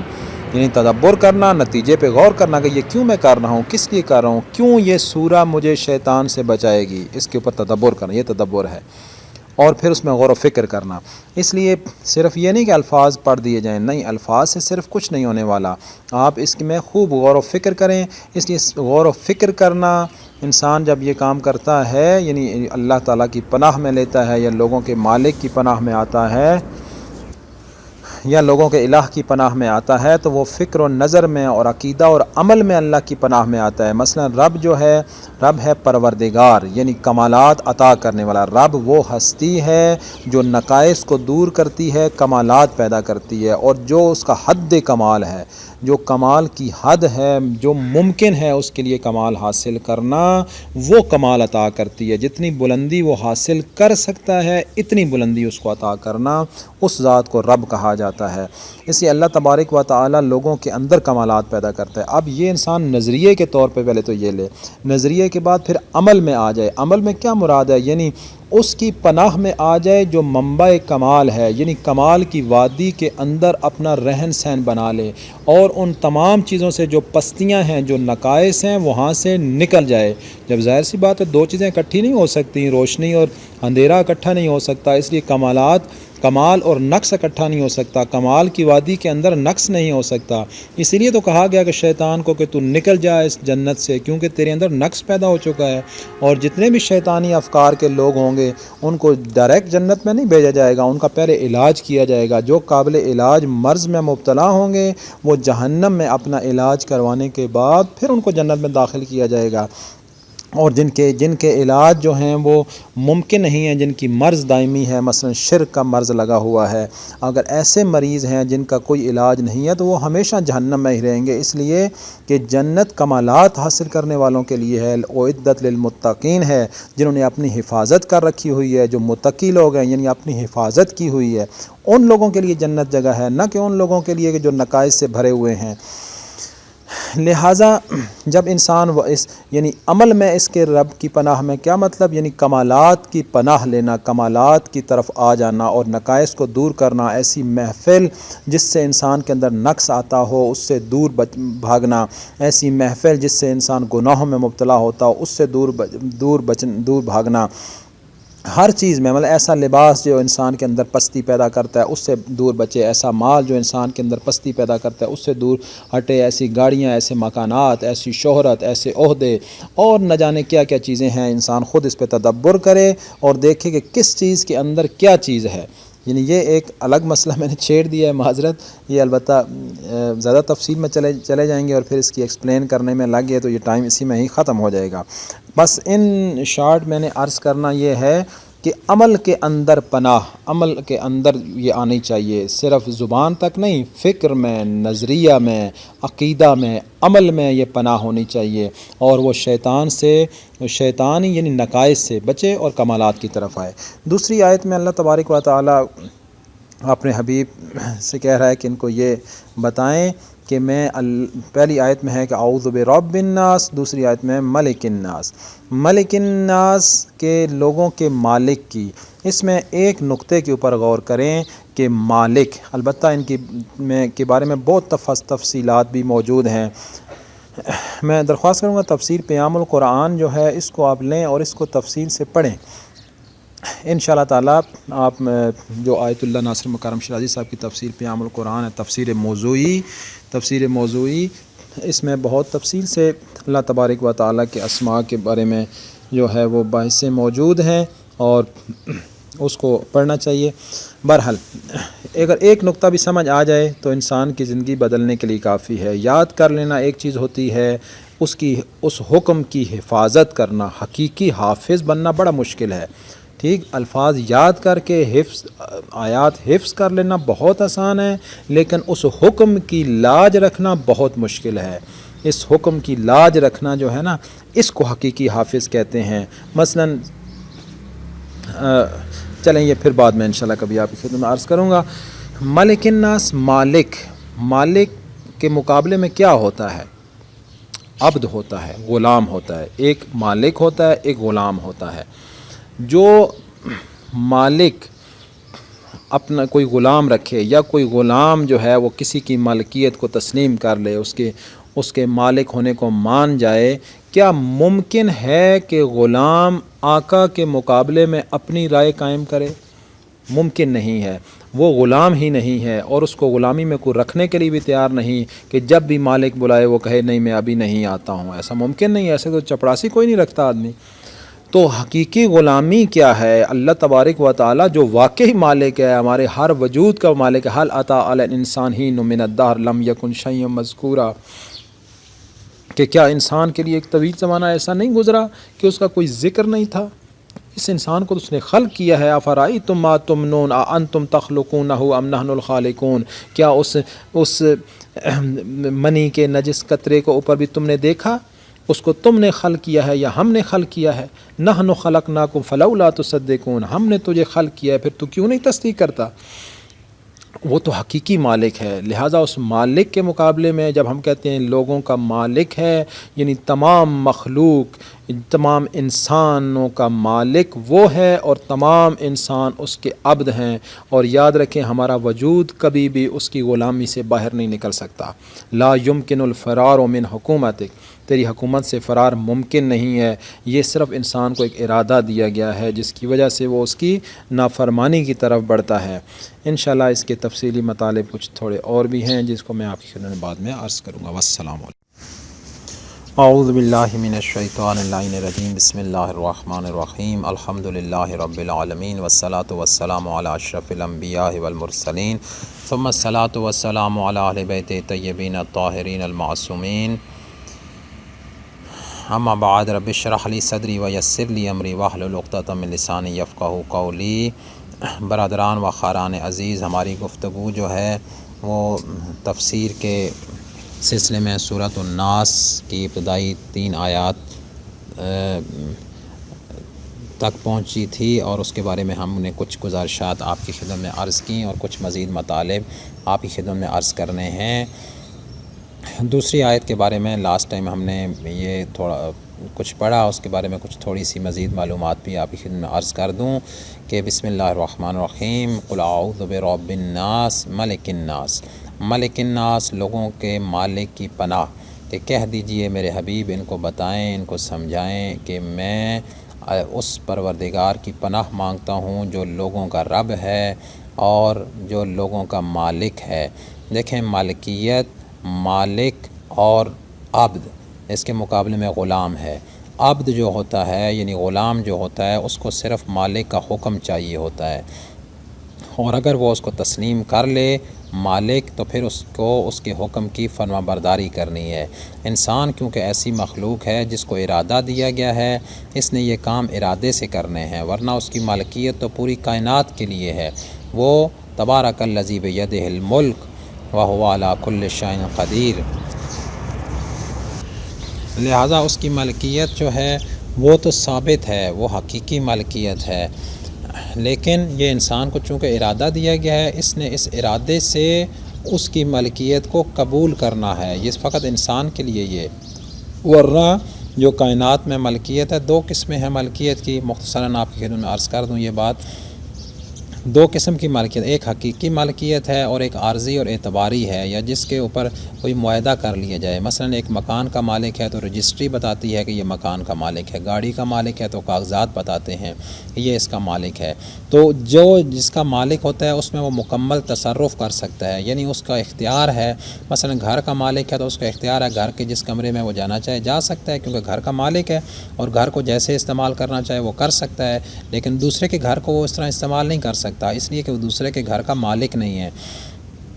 لیکن ایک ملکیت حقیقی ہے، یہ وہ ملکیت ہے جو قانونی شکل اختیار کر گئی ہے، لیکن یہ حقیقی ملکیت نہیں ہے. حقیقی ملکیت کی مثال اس طرح سے ہے جس طرح اللہ تبارک و تعالیٰ نے ہمارے لیے ہمارے اعضاء قرار دیے ہیں، ہاتھ، پاؤں، آنکھیں. یہ تمام اعضاء جو ہیں یہ فقط ہمارے ارادے کے محتاج ہیں. اس کے لیے رجسٹری کی ضرورت نہیں ہے، یہ آلریڈی طے ہے کہ یہ اسی کے ہاتھ ہیں، یہ اس کی آنکھ ہے، یہ اس کے پاؤں ہیں. البتہ یہ مثال بھی ناقص ہے، لیکن پھر بھی ذہن کو قریب کرنے کے لیے یہ ہم سمجھ سکتے ہیں کہ یہاں پر اللہ تعالیٰ نے ہمیں ایک حقیقی ملکیت عطا کی ہوئی ہے جس کے لیے کسی سے کوئی پوچھنے کی ضرورت نہیں ہے، کوئی سند ضرورت نہیں ہے، بلکہ اگر میرا ارادہ ہی کافی ہے. لہٰذا یہ جتنے ہمارے اعضاء ہیں، جب ہم ان کے حقیقی مالک ہیں تو فقط ہمارا ارادہ چاہیے. ارادہ چاہیے گا تو یہ ہمارے مطیع ہو جائیں گے، اس لیے کہ یہ ان کو ہماری ملکیت میں دیا گیا ہے. اس طرح کائنات میں اللہ تبارک و تعالیٰ کی حقیقی مالکیت ہے اور اس کا ارادہ اس کائنات کے اوپر حکومت کرتا ہے۔ اذا اراد شیئا ان یقول له کن فیکون، جب وہ کسی چیز کا ارادہ کرتا ہے تو کہتا ہے ہو جا، تو وہ ہو جاتی ہے۔ لہٰذا اللہ تبارک و تعالیٰ اس کائنات میں جو بھی ارادہ کرے اور جس چیز کا بھی ارادہ کرے وہ ہو جاتی ہے، اور جتنا عرصے کے لیے ارادہ کرے وہ اسی کے مطابق ہوتا ہے۔ یہ بھی نہیں ہے کوئی کام فوراً ہو جائے، یعنی اس کا ارادے پہ ڈیپینڈ کرتا ہے۔ مثلا زمین و آسمان کی خلقت جو ہے اس نے ارادہ کیا تو وہ 6 ادوار میں ہے، یا 6 ایام جو قرآن میں لکھا ہے تو وہ 6 ادوار میں ہے کہ 6 ایام میں اس کو کیا، تو اس کا جتنا ارادہ ہے اس کے مطابق اس نے انجام پانا ہے۔ اب مثلاً ہم دیکھتے ہیں کہ آگ ہے، آگ کا کام جلانا ہے، لیکن اللہ تبارک و تعالیٰ اگر اس کو حکم دے دے کہ یا نار کونی بردا والسلام علی ابراہیم، کہ اے آگ تو ٹھنڈی ہو جا اور گلزار بن جا اور سلامتی کے ساتھ ٹھنڈی ہو ابراہیم علیہ السلام پر، تو وہ آگ اپنے خواص بدلنے پر مجبور ہے۔ اس کے مجال نہیں ہے کہ وہ اللہ تبارک و تعالیٰ کے حکم کی نفی کر سکے یا وہ اللہ تعالیٰ کے حکم کو نہ مانے، ایسا ممکن نہیں ہے۔ لہٰذا وہ فوراً آگ جو ہے وہ ٹھنڈی ہو جاتی ہے اور گلزار بن جاتی ہے۔ اسی طریقے سے مطلب پانی کا کام ہے بہنا، لیکن اللہ تبارک و تعالیٰ کا حکم ہوتا ہے کہ اے موسیٰ تم مارو اپنا عصا اس کے اوپر، تو وہی جو ویسے پانی کی دیواریں نہیں بنائی جا سکتی، پانی میں راستے نہیں بنائے جا سکتے اس طرح سے، یعنی پانی پتھر کا کام نہیں کر سکتا، لیکن وہی جو پانی ہے وہ دیواریں بنتا ہے، وہی پانی جو ہے وہ فرش بنتا ہے، وہی پانی جو ہے ان کو راستے پرووائڈ کرتا ہے، اور موسیٰ علیہ السلام اور اس کا پورا لشکر جو ہے وہ اس میں سے گزر جاتے ہیں، جبکہ فرعون اور اس کا لشکر اسی کے اندر ہی غرق ہو جاتے ہیں۔ تو یہ اللہ تبارک و تعالیٰ جب ارادہ کرتا ہے تو وہ کام ہو جاتا ہے، البتہ وہ چیز بھی قانون کے تحت ہے اور حکمت کے تحت ہے۔ یعنی قانون سے مراد یہ جیسے دنیا میں اللہ تعالیٰ نے قانون بنائے ہیں، مطلب پانی کا کام کیا ہے وہ بہنا ہے، یہ ایک قانون ہے دنیا کے لیے، آگ بھی ایک قانون ہے۔ اسی طرح جو دوسری چیزیں ہیں وہ بھی قانون ہے، لیکن اس قانون کو سمجھنے کے لیے تھوڑی سی دقت کرنی پڑے گی۔ مثلا میں آپ کو ایک چھوٹی سی مثال دیتا ہوں۔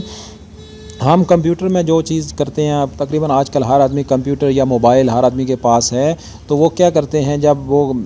اس کو سٹارٹ کرتے ہیں موبائل کو یا اس کو بند کرتے ہیں، شٹ ڈاؤن کرتے ہیں، تو اس کے لیے کچھ بٹن یہاں لگے ہوتے ہیں اور کچھ چیزیں نظر آ رہی ہوتی ہیں۔ مثلا آپ ایک بٹن دبائیں تو آپ کے سامنے نظر آ جائے گا شٹ ڈاؤن، جو ہی وہ شٹ ڈاؤن کا آپ کو کلک کرتے ہیں تو وہ چیز جو ہے نا وہ پاور آف یا شٹ ڈاؤن لکھا ہوتا ہے تو وہ پاور آف ہو جاتی ہے، یعنی کہ موبائل بند ہو جاتا ہے۔ یہ جو نظر آ رہا ہے آپ کو نا، یہ کچھ بھی نہیں ہے، یہ سامنے بنائے جاتے ہیں۔ ان کو آئیکنز یا یوزر کے لیے، جو بندہ اس کو استعمال کر رہا ہے کمپیوٹر کو یا موبائل کو، اس کی سہولت کے لیے بنائے گئے ہیں کہ یہاں پہ کلک کریں تو یہ فائل اوپن ہو جائے گی، یہاں پہ کلک کریں تو یہ پروگرام چل پڑے گا، یہاں پہ کلک کریں تو ریکارڈنگ ہو جائے گی۔ یہ سارے جو سامنے چیزیں نظر آ رہی ہیں نا، ان کی کوئی حقیقت نہیں ہے۔ ان کی جگہ جو مرضی بنا دیں، جو بھی کمپیوٹر کا پروگرامر ہے اس کو اگر آپ کہیں کہ یہ بٹن بنائے اور یہ کام کرے، اس کو جو آپ کہیں گے وہ اس طرح کر دے گا، سامنے بے شک کچھ بھی نظر آئے۔ مثلا میں آپ بتاؤں، یہی جو شٹ ڈاؤن آپ نے لکھا ہوا ہے، یہ جو شٹ ڈاؤن ہے، یہ اگر اس کے پیچھے یہ کام کیا کر رہا ہے، اس کے پیچھے جو پروگرام ہے اصل میں وہ چیز کام کر رہی ہے۔ وہ پروگرام اگر بدل دیا جائے تو یہ کام کرنا چھوڑ دے، کوئی اور کام کرنا شروع کر دے۔ مثلا جہاں پہ ریکارڈنگ والا بٹن ہے، جو اس ریکارڈنگ کے پیچھے ایک پروگرام ہے، وہ پروگرام اگر چینج کر دیا جائے اور اس کی جگہ شٹ ڈاؤن کا پروگرام لکھ دیا جائے، سامنے ریکارڈنگ ہی نظر آئے گی، لیکن جو ہی آپ ریکارڈنگ کے بٹن کو کلک کریں گے تو وہ آپ کا موبائل یا کمپیوٹر جو ہے وہ بند ہو جائے گا، اس لیے کہ اصل کام وہ پیچھے جو کوڈ لکھا ہوا ہے، پروگرام لکھا ہوا ہے، وہ کرتا ہے، سامنے دیکھنے والی چیزیں نہیں کرتی ہیں۔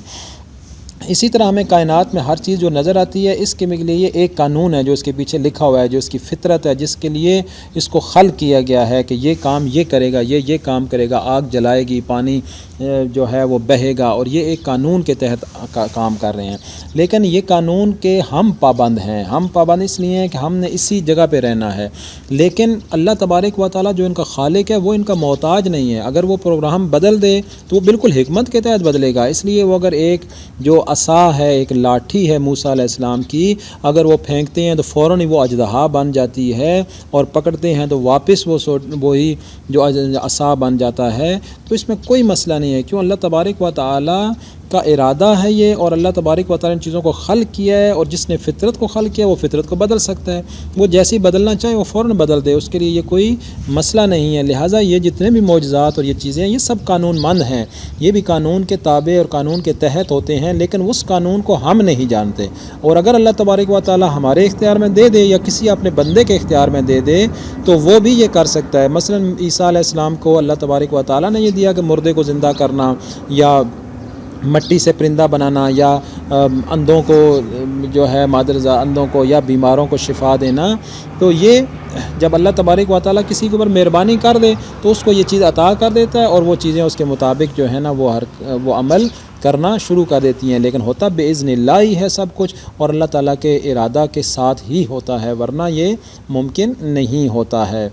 لہٰذا اللہ تبارک و تعالیٰ کی جو ملکیت ہے وہ حقیقی ملکیت ہے، اور باقی کسی کی بھی حقیقی ملکیت نہیں ہے۔ لہٰذا اگر بندہ ملک الناس کہتا ہے اور اپنے آپ کو اس کی ملکیت میں دیتا ہے تو یہ صرف اس کو ارادہ دیا گیا کہ اپنے آپ کو اس کی ملکیت میں دے دے اور خود اب غلامی تسلیم کر لے، جس کا کہ وہ حقیقی غلام ہے ہی ہے، کیونکہ کائنات کے اندر کوئی چیز بھی اللہ تبارک و تعالیٰ کے حکم کی سے باہر نہیں نکل سکتی۔ یہ انسان کو فقط ارادہ دیا گیا ہے کہ تو نے ارادے سے یہ منزل طے کرنی ہے، کیونکہ جہاں بھی امتحان ہے، جہاں پر بھی بلندی ہے، جہاں پر بھی دو راستے ہیں، وہاں پر اختیار ہونا ضروری ہے، اور یہ اختیار کا لازمہ ہے کہ دو راستے ہوں، اور دو راستوں کا لازمہ ہے کہ اختیار ہو، ورنہ تو انسان جو ہے نا مجبور ہو جائے گا، اور اس کے اوپر کوئی ثواب اور عذاب کا کوئی پہلو بھی ثابت نہیں کیا جا سکے گا۔ انشاءاللہ تعالی باقی گفتگو بعد میں کی جائے گی۔ والسلام علیکم ورحمۃ اللہ وبرکاتہ۔ اعوذ باللہ من الشیطان اللعین الرجیم، بسم اللہ الرحمن الرحیم، الحمد للہ رب العالمین، والصلاة والسلام علی اشرف الانبیاء والمرسلین، ثم الصلاة والسلام علی اہل بیت الطیبین الطاہرین المعصومین، اما بعد۔ برادران و خواران عزیز، ہم سورۃ الناس کی ابتدائی آیات کے بارے میں کچھ معروضات آپ کی خدمت میں عرض کر رہے تھے، اور مقصد یہ ہے کہ ہم اس کتاب کو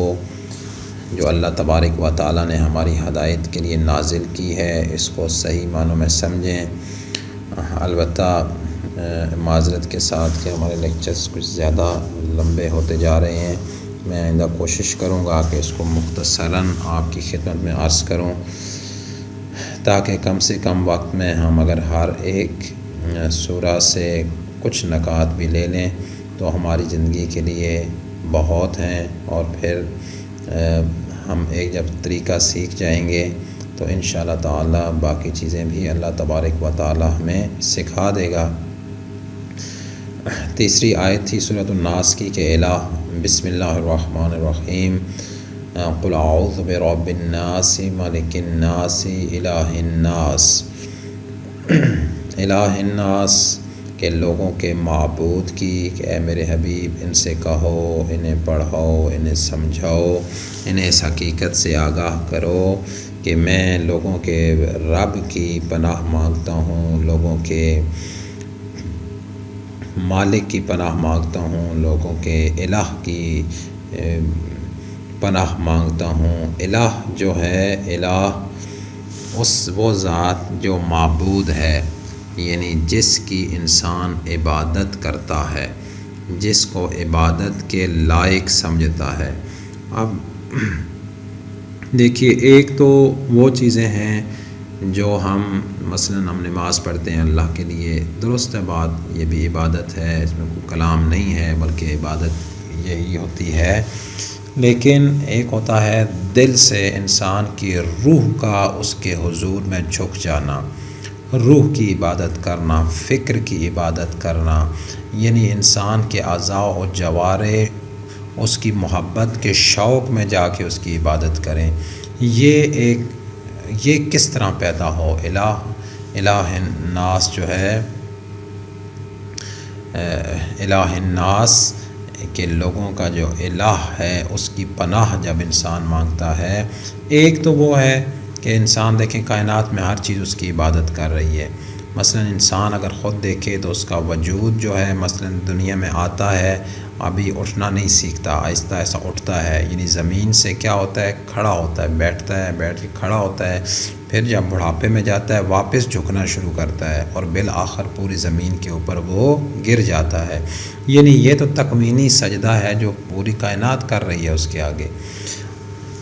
لیکن یہ انسان نے جو ارادے سے اس کو الہ ماننا ہے، ارادے سے اس کو معبود ماننا ہے، ارادے سے اس کے حضور میں جھکنا ہے، اس کے لیے انسان کو کوشش کرنی پڑے گی۔ وہ اس طرح سے کہ الہ اس کی نگاہ میں، انسان کی نگاہ میں وہ چیز جس کی قدرت اور کمال اور جس کا حسن و جمال، یعنی انسان کو اس قدر متاثر کرے، اس قدر انسان کو اپنی طرف جو ہے وہ جذب کرے اور اس طرح انسان کو متحیر کر دے، حیران کر دے کہ انسان کا وجود خود بخود ایک ارادے کے ساتھ وہ خود بخود اس کی طرف کھنچا چلا جائے اور اس کے علاوہ اس کے پاس چارہ کوئی نہ رہے کہ میرا الہ اور معبود وہ ہے۔ یعنی اگر ہم اس کے لیے غور و فکر کرنا پڑے گا، یہ تب انسان جو ہے نا وہ شیاطین سے بچے گا، اور شیاطین کے وسوسے جو جنوں میں سے بھی ہوتے ہیں اور انسانوں میں سے بھی، یہ کب بچ سکتا ہے انسان؟ جب وہ اپنی امیدوں کا مرکز اللہ تبارک و تعالیٰ کو قرار دے گا اور اس میں خوب غور و فکر کرے کہ اللہ تبارک و تعالیٰ کی، یہ دوبارہ میں عرض کرتا ہوں کہ جس ذات کی قدرت اور کمال، اس کی قدرت اور اس کے اندر کمالات جو ہیں یہ، اور حسن و جمال اور اس کی زیبائی، اس کی خوبصورتی اس کو اتنا جذب کر لے، اتنا زیادہ اپنی طرف اٹریکٹ کر لے کہ انسان جو ہے وہ سمجھ لے کہ اس کے علاوہ کوئی لائق عبادت نہیں ہے، کوئی لائق عبادت اور ہو نہیں سکتا کہ جس کے حضور یہ جھکے۔ اللہ تبارک و تعالیٰ نے اس چیز کے بارے میں یا انسان کی فکر کو ادھر متوجہ کرنے کے لیے سورہ نمل کی آیات میں اس کا ذکر کیا ہے۔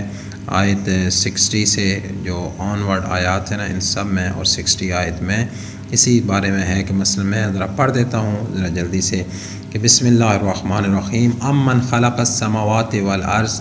وانزل لکم من السماء ماء فانبتنا به حدائق ذات بہجا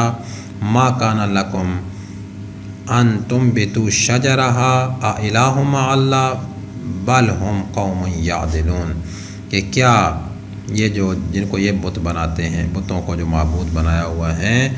وہ بہتر ہیں یا وہ ذات جس نے آسمان و زمین کو خلق فرمایا اور تمہارے لیے آسمان سے پانی نازل کیا، پھر ہم نے ہی اس کے ذریعے خوبصورت باغات اگائے، اور تمہارے بس کی تو بات ہی یہ نہ تھی کہ تم درخت اگا سکتے، کیا اللہ کے ساتھ کوئی اور معبود ہے؟ الہ مع اللہ، اللہ تعالیٰ پوچھتا ہے کیا ہے کوئی یہ کائنات کے اندر یہ خلق کرنے والا ہے؟ الہ مع اللہ بل ہم قوم یعدلون، لیکن وہ ظالم قوم ہے۔ امن جعل الارض قرارا، کیا وہ ذات جس نے زمین کو قرار دیا، اس کو ٹھہرایا، وجعل خلالها انہارا، اور اس میں پانی جاری کیے، وجعل لها رواسیا، اور اس کے اندر پہاڑ قرار دیے، وجعل بین البحرین حاجزا، اور میٹھے اور کڑوے پانی سمندروں کے درمیان حد فاصل بنائی۔ الہ مع اللہ، کیا ہے کوئی اس کے ساتھ الہ؟ بل اکثرهم لا یعلمون، لیکن اکثر لوگ اس علم سے محروم رکھے گئے ہیں۔ پھر یہ مشہور آیت جو ہم پڑھتے ہیں، امن یجیب المضطر اذا دعاہ ویکشف السوء،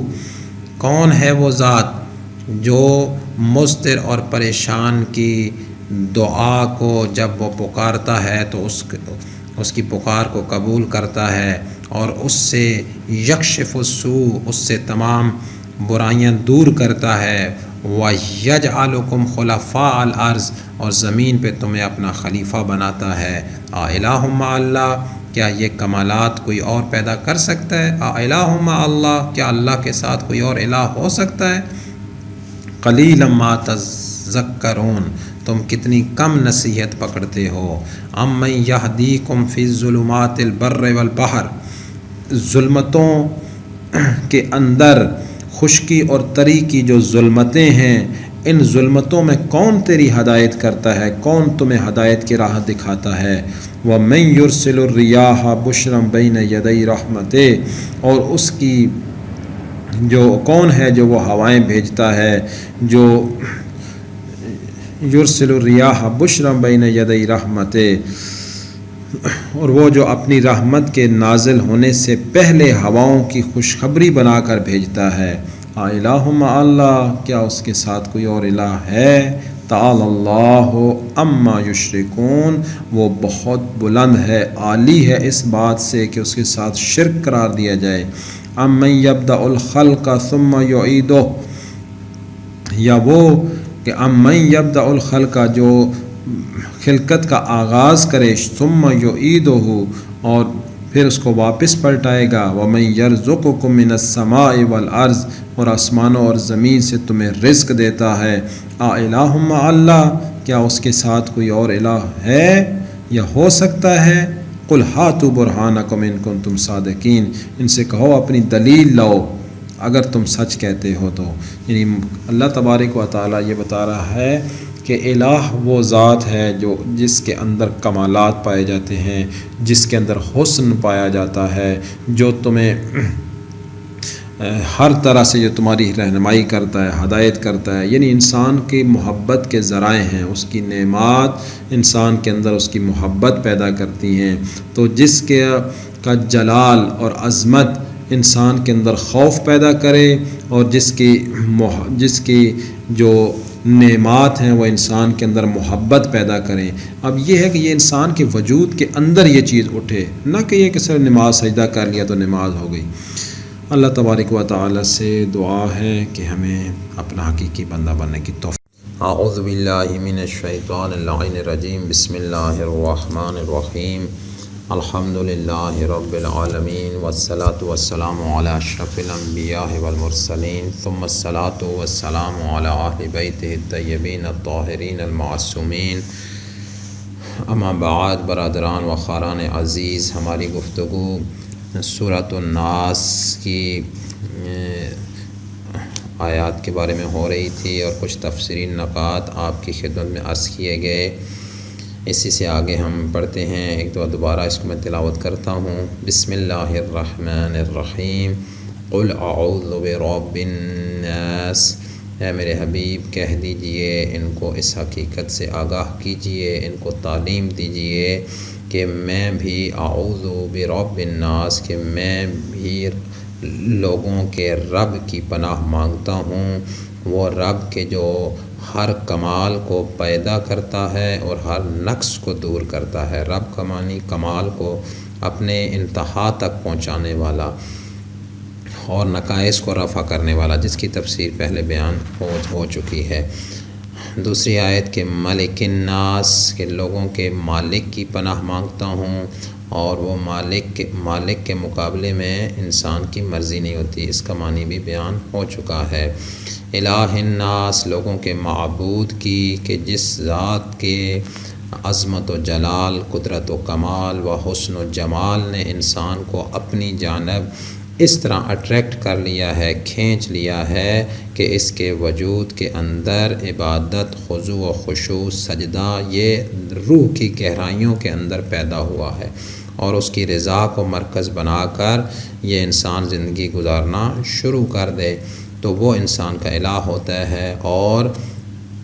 تکوینی لحاظ سے جس طرح کے انسان دنیا میں آتا ہے، پھر پہلے بیٹھتا ہے، پھر کھڑا ہوتا ہے، اور پھر واپس مٹی میں چلا جاتا ہے، تو سب انسانوں کا وجود اللہ کی بندگی ہی کر رہا ہے، کائنات کی ہر چیز اللہ کی بندگی ہی کر رہی ہے۔ لیکن جو انسان نے، جس سے انسان کو کمال حاصل ہونا ہے، وہ یہ نہیں ہے، بلکہ وہ یہ ہے کہ ارادے کے ساتھ انسان اس کے حضور میں جھک جائے، اور پوری کائنات جس طرح اللہ کے حضور میں سجدہ ریز ہے، یہ اپنے ارادے سے اپنی تمام قوت ظاہری و باطنی،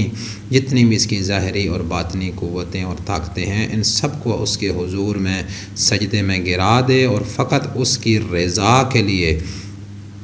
اپنی زندگی جو ہے نا گزارے، جو بھی کام کرے، کام دفتر جائے، پیسہ کمائے، مکان بنائے، گاڑی لے، رشتہ داروں سے ملے، اس کا جو مرکزی نقطہ ہو وہ اللہ کی رضا ہو، تو سمجھ لے کہ اس نے اللہ کو الہ بنا لیا ہے۔ اس کا الہ وہ ہے جو واقعی الہ ہے اور کائنات کا الہ ہے، جس کے علاوہ کسی اور کو کائنات میں الوہیت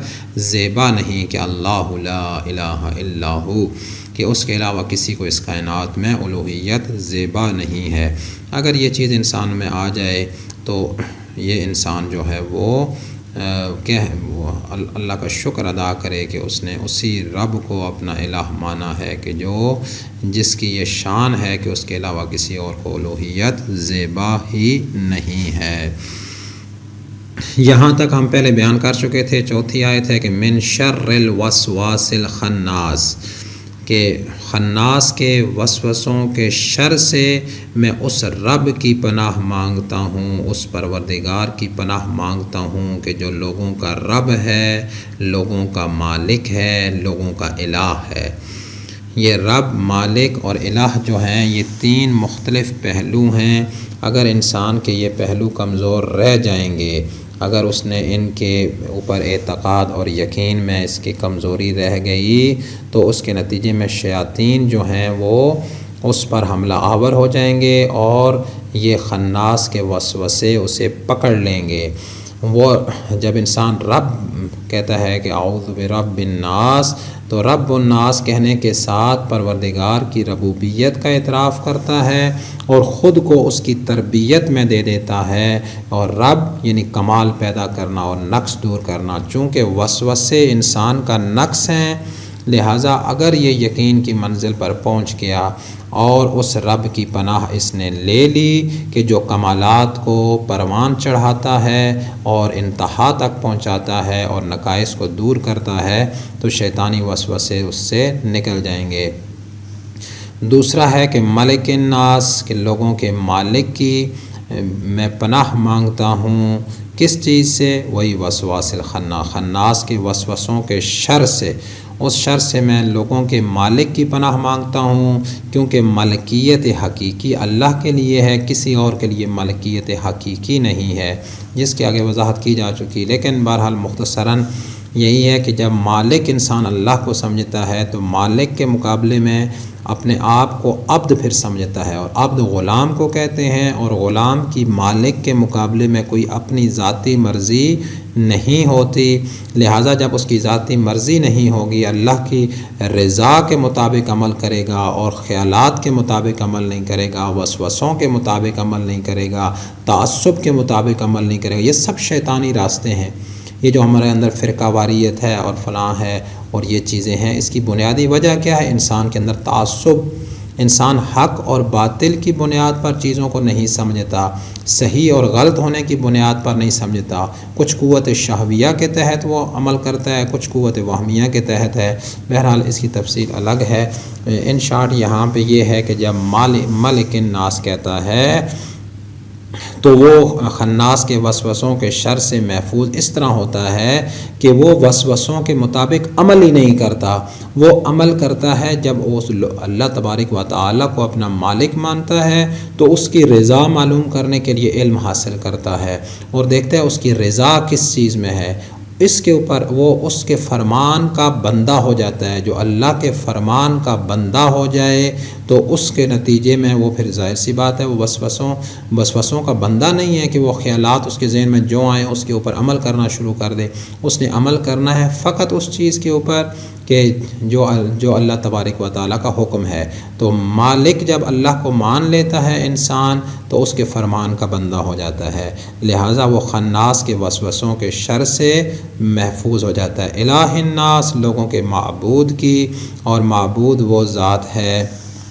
جس کی عبودیت انسان کرتا ہے، جس کی بندگی کرتا ہے، اور جب اللہ کو الہ کہتا ہے تو غیر اللہ کی اس کے غیر کی عبادت نہیں کرتا، اس کے غیر کے آگے جھکتا نہیں ہے، اس کے غیر سے وہ امید وابستہ نہیں کرتا۔ جب اس کے غیر سے امید نہیں وابستہ کرتا تو پھر اس کے نتیجے میں اس کا یہ پہلو بھی محفوظ ہو جاتا ہے کہ جو غیر کی عبادت کے ذریعے آئے یا اس کے اندر شک جو چیز پیدا کرے، وہ شک کی بنیاد پر تو وہ عبادت کرتا نہیں ہے، لہٰذا وہ خناس کے وسوسوں کے شر سے محفوظ ہو جاتا ہے۔ وسواس کا معنی یہ ہے کہ جو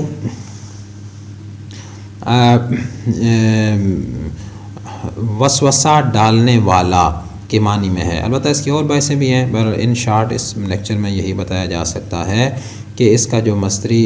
معنی رکھتا ہے، لیکن بعض دفعہ یہ فاعل کے معنی میں آتا ہے۔ فاعل یعنی کہ وسوسہ ڈالنے والا، اور خناس جو ہے اس کے جو معنی ہیں، جو ایک تو خناس شیطان کے لشکر میں سے ایک حصہ ہے جس کی روایت بعد میں بیان کی جائے گی، لیکن جو گرامیٹیکلی ہے یہ ہے کہ یہ صیغہ مبالغہ ہے جو جمع ہونے اور پیچھے جانے کے معنی میں ہے۔ اس کی وجہ یہ ہے کہ جب اللہ کا نام لیا جاتا ہے تو شیاطین پیچھے ہٹ جاتے ہیں، تو لہٰذا اس آیت کا ترجمہ اس طرح ہو جائے گا کہ کہہ دیجئے کہ میں شیطان صفت وسوسے ڈالنے والے کے شر سے جو اللہ کے نام سے بھاگتا ہے اور پنہاں ہو جاتا ہے، چھپ جاتا ہے، اللہ کی پناہ مانگتا ہوں۔ یعنی میں اس رب کی پناہ مانگتا ہوں کہ جس کا نام لینے سے یہ شیاطین کے جو وسوسے ہیں، یہ شیطان جو ہیں وہ پیچھے ہٹ جاتے ہیں اور اس سے بھاگتے ہیں اور دور ہو جاتے ہیں۔ اس رب کی میں پناہ مانگتا ہوں۔ اور شیاطین کے جو کام ہیں وہ چونکہ چھپے ہوئے ہوتے ہیں، ظاہری نہیں ہوتے، اور انسان کے دل کے اندر ایک ایسا خیال پیدا ہوتا ہے، ایسا وسوسہ پیدا ہوتا ہے کہ جس کے نتیجے میں وہ یہ سمجھتا ہے کہ شاید یہ میری اپنی ہی فکر ہے اور خود اس کے دل میں یہ پیدا ہوئی ہے، لہٰذا وہ اس کے چکر میں آ جاتا ہے اور شیطان کے مطابق عمل کرنا شروع کر دیتا ہے۔ اور شیاطین جو ہیں وہ ہمیشہ یہی کرتے ہیں کہ باطل کو حق کا لبادہ پہناتے ہیں، حق کا لباس پہنا کر انسان کو گمراہ کرتے ہیں۔ اعوذ باللہ من الشیطان اللعین الرجیم، بسم اللہ الرحمن الرحیم۔ سورہ ناس کی کچھ تفصیلی نکات آپ کی خدمت میں عرض کر رہے تھے، تو ہم یہاں تک پہنچے کہ چوتھی آیت کے اوپر کہ من شر الوسواس الخناس، کہ خناس کے وسوسوں کے شر سے میں لوگوں کے رب کی، لوگوں کے مالک کی اور لوگوں کے الہ کی پناہ مانگتا ہوں۔ تو جس طرح عرض کیا گیا کہ یہ خناس یعنی جو حملہ کرتا ہے اور پیچھے ہٹتا ہے اور چھپ جاتا ہے، اور جب اللہ کا نام لیا جاتا ہے تو وہ پنہاں ہو جاتا ہے اور پیچھے ہٹ جاتا ہے، اس معنوں میں بھی استعمال ہوتا ہے۔ لہٰذا انسان کہتا ہے کہ میں اس رب کی پناہ میں آتا ہوں ان شیاطین کے وسوسوں کے شر سے، کہ جو اللہ کا نام سن کر یا اللہ کی پناہ کو جب دیکھتے ہیں کہ یہ انسان اللہ کی پناہ میں ہے تو یہ بھاگ جاتے ہیں اور پیچھے ہٹ جاتے ہیں۔ پھر میں نے عرض کیا کہ یہ شیاطین کے جو کام ہوتے ہیں یہ مخفی اور پنہاں ہوتے ہیں، اور انسان کے دل کے اندر سے پیدا ہوتے ہیں، اور انسان سمجھتا ہے کہ شاید یہ میری اپنی فکر ہے، اور وہ باطل کو حق کا لبادہ اڑاتے ہیں۔ شیاطین کیا کرتے ہیں کہ وہ جھوٹ کو سچ کے چھلکے میں چھپا دیتے ہیں، گمراہی کو ہدایت کے لباس پہنا کر لوگوں کے سامنے پیش کرتے ہیں، اور جس کے نتیجے میں ہوتا یہ ہے کہ جو شیاطین نے جن لوگوں پر کنٹرول کیا ہوتا ہے، یعنی اندر سے یہ کچھ انسانوں کا ہم مختلف جو کام کرتے ہیں نا، اس میں ہم کسی چیز کی تائید کر رہے ہوتے ہیں، لیکن غور و فکر نہ کرنے کی وجہ سے وہ انسان جو ہوتا ہے وہ اس کو سمجھ نہیں آتی کہ وہ کس کی کیٹیگری میں جا رہا ہے یا کس کے لشکر کا حصہ بن رہا ہے، حزب اللہ کا لشکر ہے یا حزب الشیطان کا، یہ غور نہیں کرتا انسان، تو انسان کسی ایک لشکر میں چلا جاتا ہے۔ اب اگر اس نے پہلے سے ہی شیطان کی اتباع کی ہوئی ہے اور وہ ویسے نیکیاں کر رہے ہیں، لیکن اس نے اپنے باطن پہ صحیح توجہ نہیں دی ہوئی، صحیح غور و فکر نہیں کیا ہوا، یہ موضوع اصل میں تو اخلاق کا ہے، لیکن یہاں پہ میں صرف اس لیے عرض کر رہا ہوں کہ یہ کس طرح شیطان جو ہے نا وہ کسی کے اوپر حملہ آور ہوتا ہے۔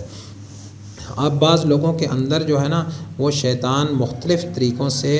دسترس حاصل کر کے ان کے اوپر کنٹرول حاصل کر لیتا ہے، اور ان کے جو ویک پوائنٹس ہیں نا ان کو اس نے دیکھا ہوا ہوتا ہے اور اس کے اوپر وہ پورے طریقے سے قابض ہوتا ہے۔ تو جس وقت انسان کے دو چیزیں امیر المومنین فرماتے ہیں کہ یہ جو شبہ ہوتا ہے ہاں یہ فرماتے ہیں کہ یہ جو شک اور شبہ ہے، فرماتے ہیں کہ یہ ہوتا اگر باطل اور حق الگ الگ ہوتا تو سب کو بالکل بات سمجھ آ جاتی اور کسی کو کوئی اس میں شکوک و شبہات پیدا نہ ہوتے، لیکن ہوتا یہ ہے کہ کچھ حصہ حق کا ہوتا ہے اور کچھ حصہ باطل کا ہوتا ہے، ان دونوں کو ملاتا ہے تو اس وقت شیطان اپنے اولیاء کے اوپر، اپنے دوستوں کے اوپر غلبہ پا لیتا ہے۔ یعنی اب انسان کے باطن جو ہے عام حالات میں وہ چونکہ شیطان کے تابع رہے ہیں، لہٰذا جو ہی کوئی شیطانی فکر آتی ہے تو وہ ایٹومیٹکلی ادھر کھنچے چلے جاتے ہیں، اس لیے کہ انہوں نے اپنے اندر کو اسی کام کے لیے تیار کیا ہوا ہے، انہوں نے اپنے اندر کو جس طرف مائل کیا ہوا ہے وہ ہے ہی شیطانی راستہ، لہٰذا وہ شیطان ان کو فوراً اس طرف لے جاتا ہے۔ اس لیے آپ دیکھیں کہ جو بھی لوگ اٹھتے ہیں، اگر وہ خود کش بمبار اٹھتے ہیں تو لوگ ادھر بھی چلے جاتے ہیں، کوئی حق کا پرچم بلند کرتا ہے ادھر بھی چلے جاتے ہیں، باطل کا پرچم بلند ہوتا ہے ادھر بھی چلے جاتے ہیں۔ بہت سارے ایسے دنیا میں واقعات موجود ہیں، ابھی وہ تفسیر سے ذرا ہٹ جائیں گے ہم، اس لیے اس کے اوپر میں زیادہ باعث نہیں کرتا، لیکن جب بھی حق کے علم بردار آئے، انبیاء کی تاریخ کو دیکھ لیں، جہاں کچھ لوگوں نے انبیاء کا ساتھ دیا تو دوسروں کا بھی لوگوں نے ساتھ دیا ہے، ان کے مقابلے میں بھی، حالانکہ انبیاء نہ ان سے کوئی طلب کرتے تھے، نہ کوئی دنیا ان سے حاصل کرتے تھے، نہ کوئی بلکہ ان سے محبت کرتے اور ان کو ہدایت کا پیغام دیتے، لیکن اس کے باوجود آپ دیکھتے ہیں کہ بعض لوگ جو ہیں وہ جو ان کے مقابلے میں شیاطین ہیں ان کی حمایت میں کھڑے ہو جاتے ہیں۔ ابھی بھی یہ جمہوریت میں آپ دیکھ لیں جو جس طرح کا نظام ہے ہمارے ملک میں، کہ کس قسم کے لوگوں کا، جن کے اندر نہ کوئی دین ہے، نہ کوئی کردار ہے، نہ کوئی بلندی ہے، نہ گفتگو صحیح کر سکتے ہیں، تو ان لوگوں کے ساتھ بھی ہزار لاکھوں لوگ جو ہیں وہ ان کے جلسوں میں جاتے ہیں، نعرے لگاتے ہیں اور فلاں۔ یہ انسان کی پستی کی دلیل ہے، فکر کی پستی ہے، اس نے اپنے آپ کو پستی میں ڈالا ہوا ہے، اور اسے کہا گیا تھا کہ ایسا نہیں کرنا، فَأَمَّا مَنْ خَفَّتْ مَوَازِينُهُ فَأَمَّا مَنْ ثَقُلَتْ مَوَازِينُهُ فَهُوَ فِي عِيشَةٍ رَاضِيَةٍ وَأَمَّا مَنْ خَفَّتْ مَوَازِينُهُ فَأُمُّهُ هَاوِيَةٌ۔ خفیف نہیں کرنا، اپنے آپ کو گھٹیا نہیں بنانا، پست نہیں کرنا۔ وہ پستی انسان کو مثلا کھانے کے دسترخوان کے اوپر بیٹھتا ہے، اب کھانے کے دسترخوان کے اوپر بیٹھتا ہے، وہ نفسانی خواہشات کے تحت کھاتا ہے، ارادے کے ساتھ نہیں کھاتا، خواہشات کے تحت کھاتا ہے۔ اب خواہشات کے تحت وہ مثلا روزہ بھی کھولتا ہے، ایون اب نفس کی غلامی میں روزہ کھولتا ہے، اس لیے خوب پانی پیتا ہے، کیونکہ نفس کا تقاضا ہے یہ والا کہ خوب پانی پیو، پیٹ میں درد پڑ جائے گا اس کے، اور اس کے اندر لالچ پیدا ہو جائے گی۔ اسی طرح مثلا ولیمہ ہے کہیں پہ، وہاں پہ جو ہی کھلتا جاتا ہے لوگ ایک دم سے حملہ کر دیتے ہیں۔ یہ سب حیوانی خصلتیں ہیں انسان کے اندر، کہ جو حیوانی خواہشات کے تحت انسان دوڑ پڑتے ہیں اور اس کی طرف لپک پڑتے ہیں۔ اب یہ چیزیں اس وقت تو سمجھ نہیں آتی، لیکن اصل میں اس نے اپنے آپ کو شیطان کی غلامی میں دے دیا ہوتا ہے۔ جب اس نے شیطان کی غلامی میں دے دیا ہے نا اس نے اپنے آپ کو، تو اس کے نتیجے میں فوراً جس وقت بھی کوئی حق اور باطل کا معاملہ آئے گا اور دونوں اشتباہ ہوں گے معاملات، تو وہ ایٹومیٹکلی ہی باطل کی طرف چلا جائے گا، اس لیے کہ اس کے باطن کے اندر شیطان نے اپنا کنٹرول کیا ہوا ہے، لہٰذا وہ اس کے نتیجے میں شیطان اپنے اولیاء کے اوپر غالب آ جاتا ہے۔ اس کے بعد پھر یہ بھی ہے، ایک اور چیز بھی اس میں ہے کہ انسان کو نا امید نہیں ہونا چاہیے، انسان کو اللہ تعالیٰ کی مدد کے اوپر بھروسہ کرنا چاہیے، اور وسوسے جس کے بارے میں حکم دیا جا رہا ہے پیغمبر اکرم صلی اللہ علیہ وآلہ وسلم کو کہ وہ اپنے آپ کو رب کی، مالک کی اور الہ کی پناہ میں دیں، تو عام انسانوں کا معاملہ تو اس سے بھی زیادہ سخت ہے۔ لہٰذا انسان جو بندہ مومن ہوتا ہے، جب وہ اللہ کے فرمان کے اوپر جو ہے نا عمل کرتا ہے اور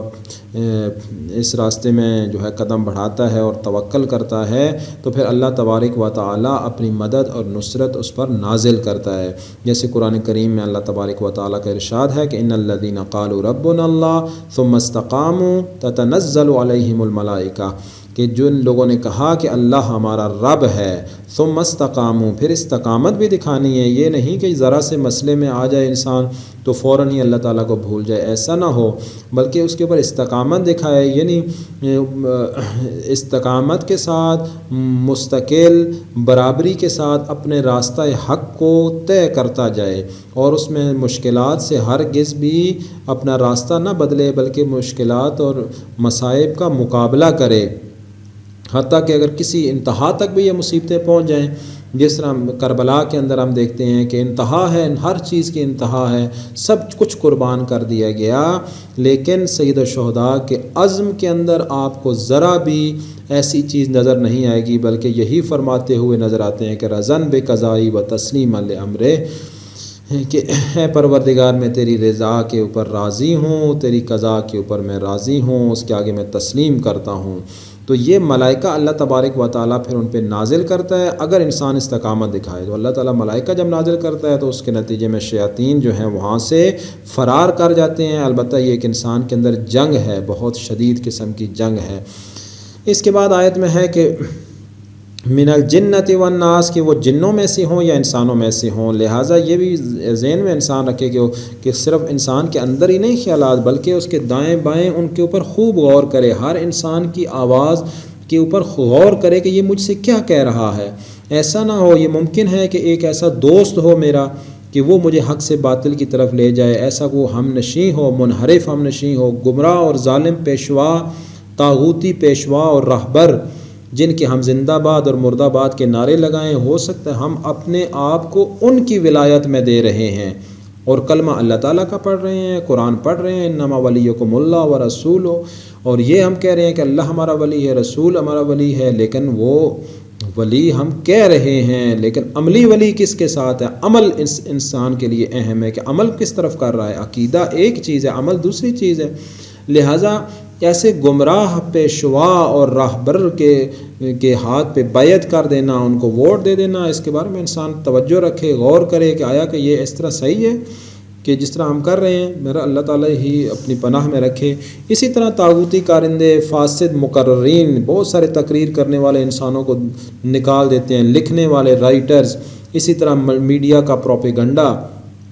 اور میڈیا کے ذریعے سے انسان جو ہے نا وہ کہیں سے کہیں پہنچ جاتا ہے، حق کو یہ باطل بنا دیتے ہیں، باطل کو حق بنا دیتے ہیں۔ جیسے ابھی یہ یمن کے اوپر جنگ ہے، ایک بے گناہوں کا قتل عام ہے، لیکن دیکھیں کہ کیا ہے، کوئی اس کے اوپر آواز نہیں اٹھاتا۔ اعوذ باللہ من الشیطان اللعین الرجیم، بسم اللہ الرحمن الرحیم۔ سورۃ الناس کی کے بارے میں ہم کچھ تفصیلی نکات آپ کی خدمت میں عرض کر رہے تھے اور ہماری گفتگو اس مقام تک پہنچ گئی تھی۔ آخری آیت کے اوپر ہم پڑھ رہے تھے کہ من الجنت والناس، کہ یہ وہ جو من شر الوسواس الخناس الذی یوسوس فی صدور الناس، کہ جو دل کے اندر جو ہے نا جو وسوسے ڈالتے ہیں اس کے شر سے، من شر الوسواس الخناس، خناس کے وسوسوں کے شر سے آپ صلی اللہ علیہ وسلم کو حکم دیا گیا ہے کہ کہیے کہ میں رب کی، مالک کی اور لوگوں کے الہ کی میں پناہ مانگتا ہوں خناس کے وسوسوں کے شر سے، الذی یوسوس فی صدور الناس، جو سینوں کے اندر جو ہے نا وسوسے ڈالتا ہے اور دل کے اندر انسان کے خیالات پیدا کرتا ہے، جس کے نتیجے میں انسان یہ سمجھتا ہے کہ شاید یہ فکر اس کی اپنی ہے اور یہ اس کا نظریہ ہے اور اس کے اوپر وہ عمل کرنا شروع کر دیتا ہے۔ جیسے ہم کہتے ہیں یہ مجھے انسان اچھا لگتا ہے، یہ مجھے شکل سے ہی برا لگتا ہے، یہ مجھے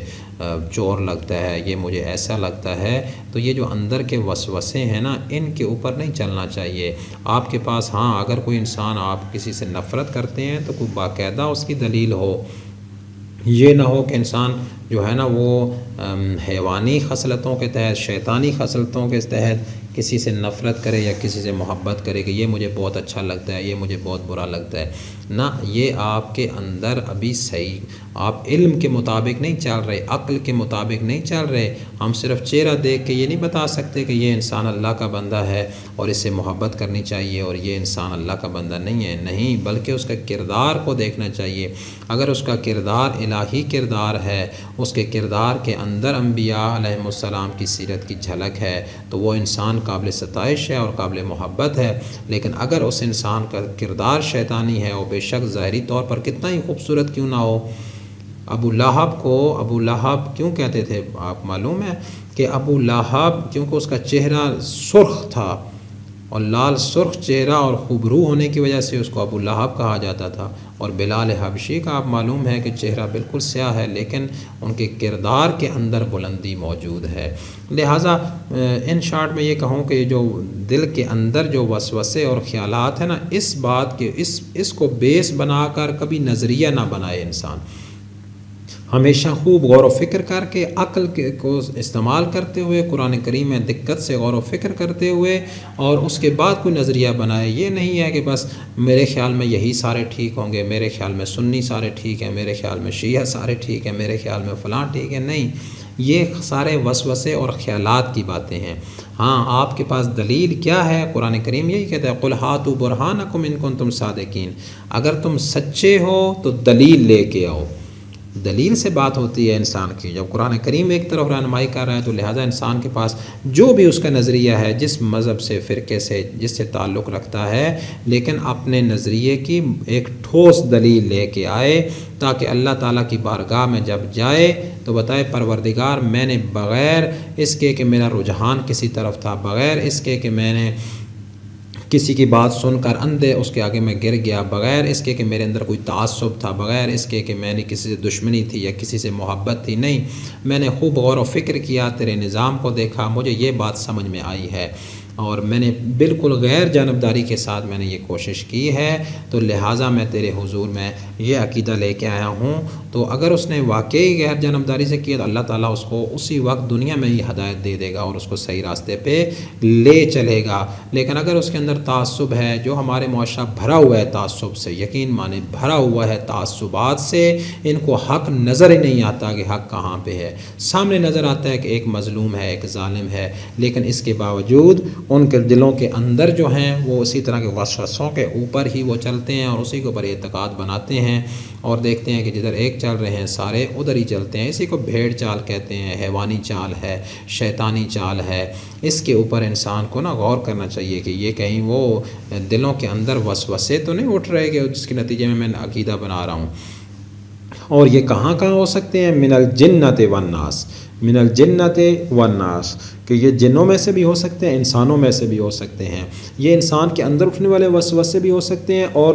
ایسے دوست بھی ہو سکتے ہیں، منحرف ہمنشیں ہو سکتے ہیں، ظالم پیشوا ہو سکتے ہیں، میڈیا ہو سکتا ہے، اور یہ جتنے بھی ایسے ذریعے ہیں، مثلا انٹرنیٹ ہے، فیس بک ہے، واٹس ایپ ہے، اور یہ ساری چیزیں جو بھی اس کے ذریعے سے لوگ جو ہے نا اپنے عقیدے بنانا شروع کرتے ہیں۔ اس کے نتیجے میں انسان جو ہے وہ کیا ہے کہ وہ گمراہ ہو سکتے ہیں۔ یہ جنوں میں سے بھی ہو سکتے ہیں، انسانوں میں سے بھی ہو سکتے ہیں۔ یعنی کہ ہر آواز لگانے والے کے پیچھے نہیں چلنا، خوب غور کریں، دیکھیں، سمجھیں، خود انسان اپنے اندر بلندی پیدا کرے، اپنا نظریہ پیدا کرے کہ میرا نظریہ ہے کیا، در اصل میں کیا ہے۔ لہٰذا یہ ممکن ہے کہ ایک انسان تقریر کے ذریعے انسان کو دین سے خارج کر دے، تقریر کے ذریعے انسان کو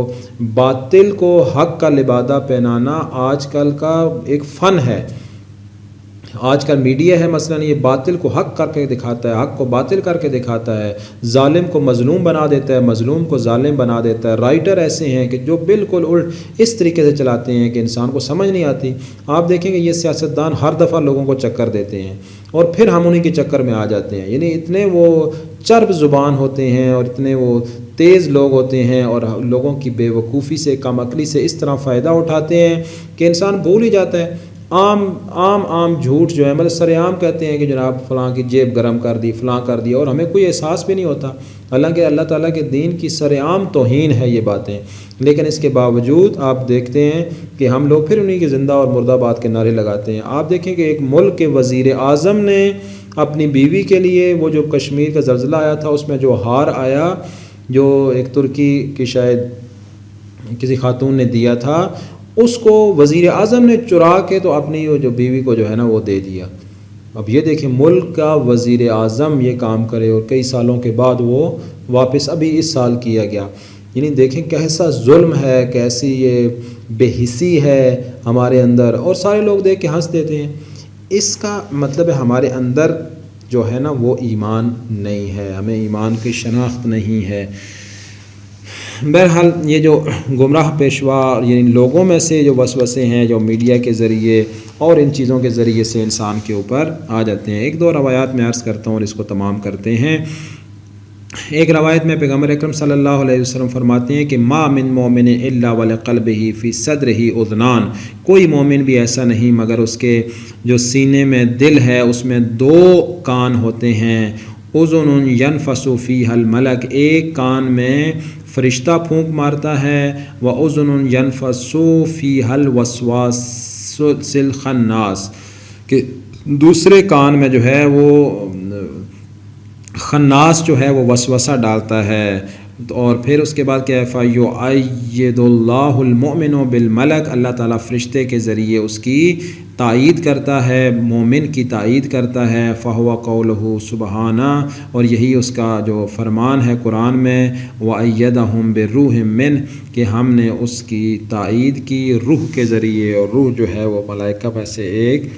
بلند مخلوق ہے اللہ تعالیٰ کی، اس کے ذریعے سے اللہ تعالیٰ جو ہے مومن کی تائید کرتا ہے۔ یعنی ہر دل میں دو کان ہیں، ایک میں شیطان پھونک مارتا ہے، ایک میں فرشتہ، تو اللہ تعالیٰ جو ہے مومن کے لیے پھر کیا کرتا ہے، فرشتے کے ذریعے اس کی تائید کرتا ہے، اور وہ حق کی طرف آتا ہے، باطل کی طرف نہیں جاتا۔ ایک اور حدیث میں امام صادق علیہ السلام فرماتے ہیں کہ جب یہ آیا والذین اذا فعلوا فاحشۃ او ظلموا انفسهم ذکروا اللہ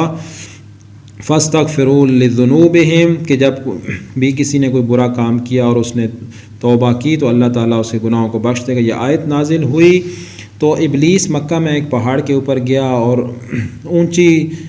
آواز کے ساتھ فریاد بلند کی اور اپنے لشکر کے سرداروں کو جمع کیا۔ انہوں نے کہا اے آقا کیا ماجرا ہے، آپ نے ہمیں کیوں بلایا ہے؟ اس نے کہا یہ آیت نازل ہوئی ہے، اس آیت نے میری کمر توڑ دی ہے، تم میں سے کون ہے جو اس کا مقابلہ کرے؟ بزرگ شیطانوں نے مختلف مشورے دیے لیکن اس نے ناپسند کیا۔ اتنے میں ایک وسواس الخناس کھڑا ہوا اور اس نے کہا کہ میں اس کام کو انجام دوں گا۔ ابلیس نے کہا وہ کیسے؟ اس نے کہا میں انہیں وعدوں اور آرزوؤں میں سرگرم کر دوں گا یہاں تک کہ وہ گناہ میں آلودہ ہو جائیں گے، جب وہ گناہ کر لیں گے تو میں انہیں توبہ کرنا بھلا دوں گا۔ ابلیس نے کہا تو اس کام سے عہدہ برآ ہو سکتا ہے، تیرا منصوبہ صحیح ہے، اور یہ کام قیامت تک اس کے سپرد کر دیا کہ خناس کے،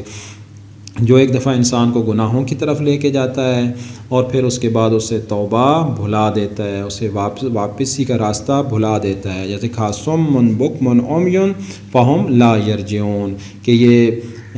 واپس نہیں پلٹتے، توبہ نہیں کرتے۔